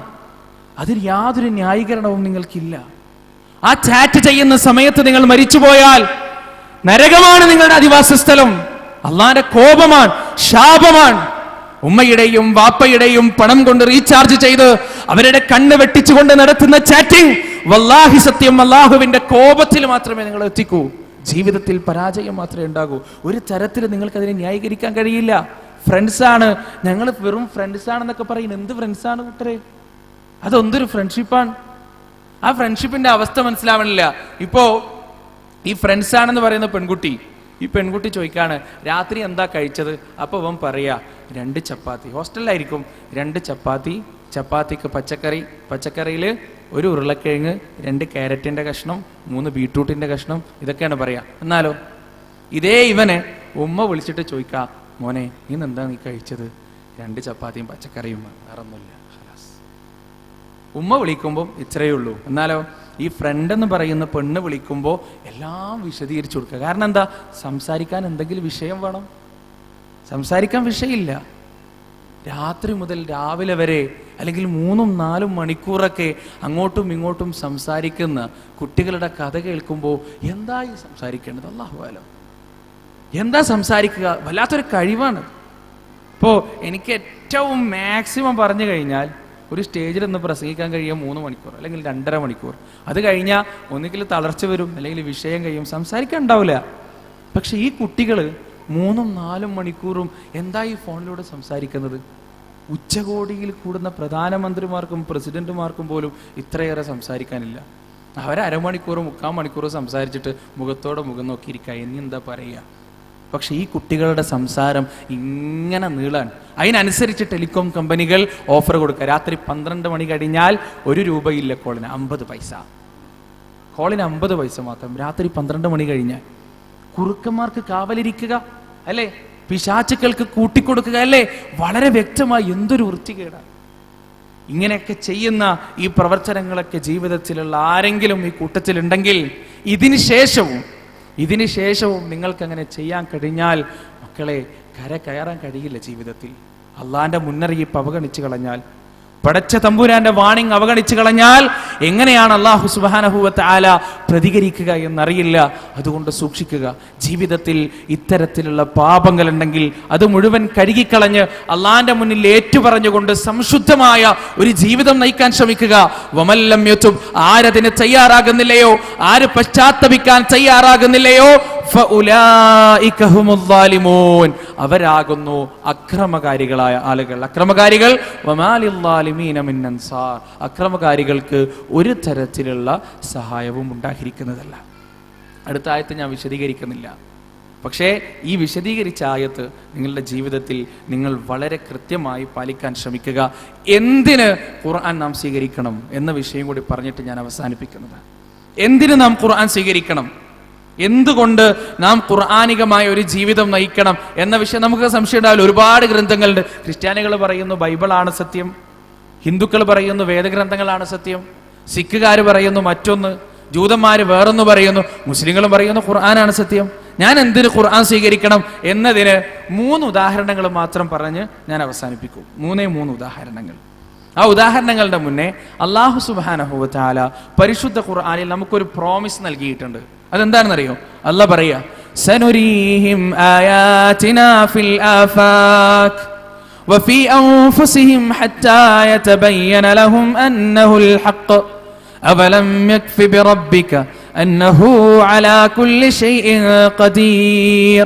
സനുരീഹിം, നാം അവർക്ക് കാണിച്ചു കൊടുക്കുന്നതാണ്, ആയാതിന, നമ്മുടെ ദൃഷ്ടാന്തങ്ങൾ, ഫിൽ ആഫാകി, മഹാപ്രപഞ്ചത്തിൽ, വഫീ അൻഫുസിഹിം, അവരുടെ സ്വന്തത്തിൽ തന്നെയും, ഹത്താ യതബയ്യന ലഹും, അവർക്ക് വ്യക്തമാകുന്നത് വരെ ഈ പരിശുദ്ധ ഖുർആൻ സത്യമാണെന്ന്, അന്നഹുൽ ഹഖ്, ഈ പരിശുദ്ധ ഖുർആൻ സത്യമാണെന്ന് അവർക്ക് വ്യക്തമാകുന്നത് വരെ ഈ മഹാപ്രപഞ്ചത്തിലും അവരുടെ സ്വന്തങ്ങളിലും ഞാൻ ദൃഷ്ടാന്തം കാണിച്ചു കൊടുക്കുന്നതാണ്. ഇത് അള്ളാന്റെ വാഗ്ദാനമാണ്. അള്ളാഹ് പറഞ്ഞത് എന്താ? ഈ പരിശുദ്ധ ഖുർആൻ സത്യമാണെന്ന് തെളിയുന്നത് വരെ ഈ മഹാപ്രപഞ്ചത്തിലും അവരുടെ സ്വന്തത്തിലും നാം ഒരുപാട് ദൃഷ്ടാന്തങ്ങൾ കാണിച്ചു കൊടുക്കുന്നതാണ്. അതെങ്ങനെയാണ്? നമ്മുടെയൊക്കെ വീടിന്റെ അലമാരയിലുള്ള ഖുർആൻ സത്യമാണെന്ന് പറയാൻ ഈ പ്രപഞ്ചത്തിൽ എങ്ങനെയാ തെളിവ് കാണിക്കുക? നമ്മുടെ ശരീരത്തിൽ എങ്ങനെയാണ് തെളിവ് കാണിക്കുക? പറഞ്ഞുതരാം. 3 ഉദാഹരണം മാത്രമേ ഞാൻ അതിന് പറയുള്ളൂ. വളരെ ശ്രദ്ധിച്ച് കേൾക്കുക, ജീവിതത്തിൽ എന്നും ഓർത്തു വെക്കുക. ഒന്നാമത്തെ ഉദാഹരണം, സ്വിറ്റ്സർലാൻഡിന്റെയും ഫ്രാൻസിന്റെയും അതിർത്തിയിൽ 100 മീറ്റർ താഴെ അതിഗഹനമായ ഒരു പരീക്ഷണം നടന്നുകൊണ്ടിരിക്കുന്നു. ആ പരീക്ഷണത്തിന്റെ പേരെന്താണ് അറിയോ? LHC എന്ന് പറഞ്ഞാൽ എന്താ? Large hadron collider. അതിൽ നടക്കുന്നത് എന്താ? പ്രോട്ടോണുകളെ തമ്മിൽ കൂട്ടിയിടിപ്പിച്ച് അത് തമ്മിൽ ബന്ധപ്പെട്ടിരിക്കുന്ന ഗ്ലൂവോൺ വേർപെടുത്തി ഹിഗ്സ് ബോസോണുകളെ കണ്ടെത്തുക. എന്താ Higgs boson? Higgs boson super symmetric എന്നൊക്കെ കേട്ടിട്ടുണ്ടോ? എന്താ? പറഞ്ഞുതരാം. അതായത് ഈ പ്രപഞ്ചം ഉണ്ടായത് എങ്ങനെയാണ്? പ്രപഞ്ചം ഉണ്ടായതിനെ കുറിച്ച് ഒരുപാട് ഹൈപ്പോത്തസിസുകൾ നിലനിൽക്കുന്നുണ്ട്. ഒന്ന് ബിഗ് ബാങ് തിയറിയാണ്, 2 സ്റ്റഡി സ്റ്റാറ്റിക് തിയറിയാണ്. ഒരുപാട് തിയറികളുണ്ട്. അതിൽ ശാസ്ത്രലോകം ഏറ്റവും കൂടുതൽ അംഗീകരിച്ച തിയറിയാണേത്? Big bang theory. അതായത് മഹാവിസ്ഫോടന സിദ്ധാന്തം. ഈ പ്രപഞ്ചം മുഴുവൻ ഒന്ന് ചേർന്ന ഒരു വലിയ പിണ്ഡമായിരുന്നു. അങ്ങനെ ഒരു പ്രത്യേക സന്ദർഭത്തിൽ അത് പൊട്ടിത്തെറിച്ച് ഒരുപാട് ഗാലക്സികളും നക്ഷത്രങ്ങളും ആയി മാറുകയായിരുന്നു എന്നാണ് മഹാവിസ്ഫോടന സിദ്ധാന്തം പറയുന്നത്. ഈ പൊട്ടിത്തെറി ഉണ്ടായ ഉടനെ ഉണ്ടായ അവസ്ഥകളാണ് ഹിഗ്സ് ബോസോൺ. അതായത് വസ്തുക്കൾക്ക്, ഒബ്ജക്റ്റുകൾക്ക് മാസ് നൽകുന്ന ഹിഗ്സ് ബോസോൺ എന്ന് പറയുന്ന, അങ്ങനെ വിശ്വസിക്കപ്പെടുന്ന സംഗതി. ഈ ഹിഗ്സ് ബോസോണിനെ കണ്ടെത്താൻ വേണ്ടി ദൈവഗണം എന്നാണ് ഇതിന് പറയുക, അങ്ങനെ ഒരു പേരും കൂടിയുണ്ട്. ഇതിനു വേണ്ടിയാണ് ആ പരീക്ഷണം നടത്തപ്പെടുന്നത്. അപ്പൊ അതിന്റെ അർത്ഥം മഹാവിസ്ഫോടന സിദ്ധാന്തം ശാസ്ത്രലോകം മുഴുവൻ അംഗീകരിച്ചു കഴിഞ്ഞു, അല്ലെ? ബിഗ് ബാങ് തിയറിയിലൂടെയാണ് ലോകം ഉണ്ടായത്. അതായത് ലോകം മുഴുവൻ ഒട്ടിച്ചേർന്നതായിരുന്നു. അതിനെ നാമാണ് വേർപെടുത്തിയത് എന്ന് അല്ലാഹു സുബ്ഹാനഹു വ തആല ഖുർആനിൽ 1400 വർഷങ്ങൾക്ക് മുമ്പ് പറഞ്ഞ ആ ഒരു സംഗതി ഇന്ന് ശാസ്ത്രലോകം അംഗീകരിച്ചിരിക്കുന്നു. ആ ആയത്തേതാ? അല്ലാഹ് പറയാൻ, അബലം യറൂ അന്നല്ലാഹല്ലദീ ഖലഖസ് സമാവാതി വൽ അർദ് കാനതാ റത്ഖൻ ഫഫതഖ്നാഹുമാ. അള്ളാഹുവിന്റെ ദൃഷ്ടാന്തങ്ങളെ തള്ളിക്കളയുന്ന ആളുകൾ കണ്ടിട്ടില്ലേ? ഈ പ്രപഞ്ചം മുഴുവൻ ഒട്ടിച്ചേർന്നതായിരുന്നു. ഫഫതഖ്നാഹുമാ, നാമാണ് അതിനെ വേർപെടുത്തിയത്. സുബ്ഹാനല്ലാഹ്. ഖുർആൻ ഇത് പറഞ്ഞത് എപ്പോഴാ? AD 610 കാലഘട്ടത്തിൽ. അതായത് സൂപ്പർ സിമട്രിക്കിനെ കുറിച്ചോ ഹിഗ്സ് ബോസോണിനെ കുറിച്ചോ മഹാവിസ്ഫോടന സിദ്ധാന്തത്തെ കുറിച്ചോ സയൻസിനെ കുറിച്ചോ യാതൊരു ബോധവും ആർക്കുമില്ലാത്തൊരു സമയത്ത് നിരക്ഷരനായ ഒരു മനുഷ്യന്റെ നാവിലൂടെ ഉതിർന്നു വീണ വചനങ്ങൾ എന്ത് ലോകം മുഴുവൻ ഒട്ടിച്ചേർന്നതായിരുന്നു. അതിനെ നാമാണ് വേർപെടുത്തിയത്. 2015 ശാസ്ത്രജ്ഞന്മാർ ആ ഒരു സത്യത്തെ സ്ഥാപിക്കാൻ വേണ്ടി ഗഹനമായ പരീക്ഷണങ്ങൾ നടത്തിക്കൊണ്ടിരിക്കുന്നു. അല്ലാഹ് പറഞ്ഞു, പ്രപഞ്ചത്തിൽ ഈ ഖുർആൻ സത്യമാണെന്ന് അറിയിക്കുന്നതിന് വേണ്ടി ഞാൻ ദൃഷ്ടാന്തം കാണിച്ചു കൊടുക്കുന്നതാണ്. ഒന്നാമത്തെ ദൃഷ്ടാന്തം. 2, നമ്മളൊക്കെ കളവ് പറയാറുണ്ട് അല്ലേ? കളവ് പറയാറില്ല. ഇപ്പോ ആൺകുട്ടികൾ സിനിമക്ക് പോയിട്ട് വീട്ടിലേക്ക് വരുമ്പോൾ ഉമ്മ ചോദിച്ചാൽ എന്താണ് പറയാ? മാനിപ്പുലേറ്റ് ചെയ്യും. ഉമ്മ ചോദിച്ചാൽ എന്ത് മറുപടി പറയും? എവിടെ പോയി എന്ന് പറയും. ഇവിടെ പോയി എന്ന് പറയാ.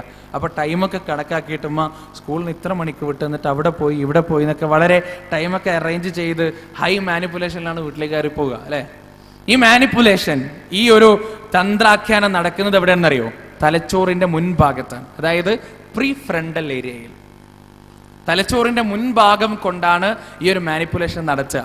നമ്മൾ അല്ലാഹു സുബ്ഹാനഹു വ തആല കളവ് പറയുന്നവരെ കുറിച്ച്, കള്ളം പറയുന്നവരെ കുറിച്ച്, കെട്ടിച്ചമച്ച് പറയുന്നവരെ കുറിച്ച് പറഞ്ഞപ്പോ റബ്ബ് സുബ്ഹാനഹു വ തആല പറഞ്ഞത് എന്താ അറിയോ? കല്ലാ ലഇൻ ലം യൻതഹി ലനസ്ഫഅൻ ബിന്നാസിയ നാസിയത്തിൻ കാദിബത്തിൻ ഖാതിഅ. സുബ്ഹാനല്ലാഹ്. അല്ലാഹ് പറഞ്ഞതാ, അങ്ങനെ വേണ്ട. അവൻ പിന്തിരിയുന്നില്ലെങ്കിൽ അവന്റെ നാസിയക്ക് ഞാൻ പിടിക്കുന്നതാണ്. നാസിയത്തിൻ കാദിബത്തിൻ ഖാതിഅ, വഞ്ചനാത്മകവും കള്ളവുമായ ആ നാസിയക്ക്. അറബിയിലെ നാസിയ എന്ന പദത്തിന്റെ അർത്ഥം എന്താ? Prefrontal area. Prefrontal area. എത്ര കൃത്യമായിട്ടാണ് അല്ലാഹ് പറഞ്ഞത്. മുഹമ്മദ് നബിക്ക് ഇത് അറിയാൻ സാധിക്കോ? ഇല്ല, ഒരിക്കലും ഇല്ല. അടുത്ത കാലത്ത് മാത്രം ബ്രെയിൻ സയൻസ് നമുക്ക് മുന്നിലേക്ക് തുറന്നു തന്ന ഈ ഒരു സന്ദേശം 1400 വർഷങ്ങൾക്ക് മുമ്പ് അല്ലാഹു സുബ്ഹാനഹു വ തആല വളരെ വ്യക്തമായി പറഞ്ഞു തന്നു. സനുരീഹിം ആയാതിനാ ഫിൽ ആഫാഖ് വഫീ അൻഫുസിഹിം. ഈ ഖുർആൻ സത്യമാണെന്ന് തെളിയുന്നത് വരെ അവരുടെ സ്വന്തം ശരീരങ്ങളിലും ഈ പ്രപഞ്ചത്തിലും നാം ദൃഷ്ടാന്തം കാണിച്ചു കൊടുക്കുന്നതാണ്. അവസാനത്തെ ഉദാഹരണം. ഇതോടുകൂടി ഞാൻ എൻ്റെ പ്രഭാഷണം അവസാനിപ്പിക്കാം. 1981 ഫ്രാൻസിന്റെ എയർപോർട്ടിലേക്ക് ഒരു മൃതദേഹം കൊണ്ടുവരപ്പെട്ടു. ആ മൃതദേഹത്തിന്റെ പാസ്പോർട്ട് ഡിസീസ്ഡ് കിങ് എന്നതായിരുന്നു. മരിച്ചുപോയ രാജാവ്. മരിച്ചുപോയ രാജാവിന്റെ മൃതദേഹമായിരുന്നു ഈജിപ്തിൽ നിന്ന് ഫ്രാൻസിലേക്ക് കൊണ്ടുവന്നിരുന്നത്. അങ്ങനെ ആ രാജാവിന്റെ മൃതദേഹത്തിൽ കാർബൺ 14 ടെസ്റ്റ് നടത്തി. കാർബൺ 14 ടെസ്റ്റ് എന്തിൻ്റെതാ? കാലപ്പഴക്കം നിർണ്ണയിക്കാനുള്ള ടെസ്റ്റ് അല്ലേ? കാലപ്പഴക്കം നിർണ്ണയിക്കാൻ നടത്തുന്ന സംഗതി. ഈ കാർബൺ 14 ടെസ്റ്റ് നടത്തിയപ്പോൾ മനസ്സിലായത് ബൈബിളിന്റെ തോറയുടെ ഏറ്റവും പഴയ പതിപ്പുകൾ ലഭിച്ച റാംസസ് രണ്ടാമന്റെ കാലഘട്ടം എന്ന് അറിയപ്പെടുന്ന ആ ഒരു കാലയളവിൽ ജീവിച്ച ആളുടെ മൃതദേഹമാണിത്. അവസാനം ശാസ്ത്രജ്ഞന്മാർ നിഗമനത്തിലെത്തി, ഈ കിടക്കുന്നത് റാംസസ് രണ്ടാമൻ എന്ന ഫറോവയാണ്. ഇയാളാണ് ഫറോവ ചക്രവർത്തിമാരിൽ ഏറ്റവും ക്രൂരനും ഏറ്റവും ഭയചകിതനും ഏറ്റവും അധികാരമുള്ളവനുമായ രാജാവാണ് ഇയാൾ, റാംസസ് രണ്ടാമൻ. ഈ റാംസസ് രണ്ടാമൻ ആരുടെ കാലത്താണ് ജീവിച്ചത്? ബൈബിളിന്റെ അടിസ്ഥാനത്തിൽ മോശ പ്രവാചകന്റെ കാലഘട്ടത്തിൽ. അപ്പൊ ഇതാരായിരിക്കും? ഫിർഔൻ. അന റബ്ബുക്കുമുൽ അഅ്ലാ, അന റബ്ബുക്കുമുൽ അഅ്ലാ എന്ന് പ്രഖ്യാപിച്ച ഫിർഔൻ. ഞാനാണ് നിങ്ങളുടെ ഉന്നതനായ ദൈവം എന്ന് പ്രഖ്യാപിച്ച ഫിർഔൻ. ഈ ഒരു സംഗതി മുസ്ലിം ലോകത്ത് പാട്ടായി. ഇങ്ങനൊരു മൃതദേഹം കിട്ടിയിട്ടുണ്ടെന്നും ഇതിന്റെ കാലപ്പഴക്കം മോശ പ്രവാചകന്റെ മൂസാ നബിയുടെ കാലത്താണെന്നും മുസ്ലിം ലോകത്ത് പാട്ടായി. അപ്പൊ മുസ്ലിം ലോകത്തുള്ള ചില പണ്ഡിതന്മാർ എന്ത് ചെയ്യാൻ തുടങ്ങി? അവർ പ്രസംഗിച്ച് നടക്കാൻ തുടങ്ങി, അത് തീർച്ചയായും മൂസാ നബിയുടെ കാലത്തുള്ള ഫറോവയാണ്, അദ്ദേഹത്തിന്റെ ശരീരത്തെ സംരക്ഷിക്കുമെന്ന് ഖുർആനിലുണ്ട് എന്ന് പറഞ്ഞ് സംസാരിക്കാൻ തുടങ്ങി. ഈ ഒരു സംസാരം ചർച്ചാ വിഷയമായപ്പോ ഈ ഒരു സംഗതി ആ ശാസ്ത്ര പഠനം നടത്തുന്ന ശാസ്ത്ര തലവന്റെ, അതായത് മോറിസ് ബുക്കായി എന്ന് പറയുന്ന ശാസ്ത്രജ്ഞന്റെ ചെവിയിലുമെത്തി ഈ ഒരു അവകാശവാദം. അത് ഫറോവയാണ്, ഖുർആൻ പറയുന്ന ഫറോവയാണ് എന്ന അവകാശവാദം ആരുടെ ചെവിയിലെത്തി? മോറിസ് ബുക്കായിയുടെ ചെവിയിലെത്തി. അങ്ങനെ മോറിസ് ബുക്കായി ആ ഒരു കാര്യത്തിൽ ഗവേഷണം നടത്താൻ തുടങ്ങി. ഏത് കാര്യത്തിൽ? എങ്ങനെയായിരിക്കും ഈ മൃതദേഹത്തിന്റെ ഉടമ ഫറോവ മരിച്ചത്? എങ്ങനെയായിരിക്കും ഫറോവ മരിച്ചത് എന്ന സംഗതിയെക്കുറിച്ച് ആര് പഠനം നടത്താൻ തുടങ്ങി? മോറിസ് ബുക്കായി പഠനം നടത്താൻ തുടങ്ങി. ആ പഠനത്തിനൊടുവിൽ മോറിസ് ബുക്കായിക്ക് മനസ്സിലായി ഈ മനുഷ്യൻ, ഈ റാംസസ് രണ്ടാമൻ മരിച്ചത് എങ്ങനെയാണ്? അദ്ദേഹം മുങ്ങി മരിച്ചതല്ല, മുക്കിക്കൊല്ലപ്പെട്ടതാണ്.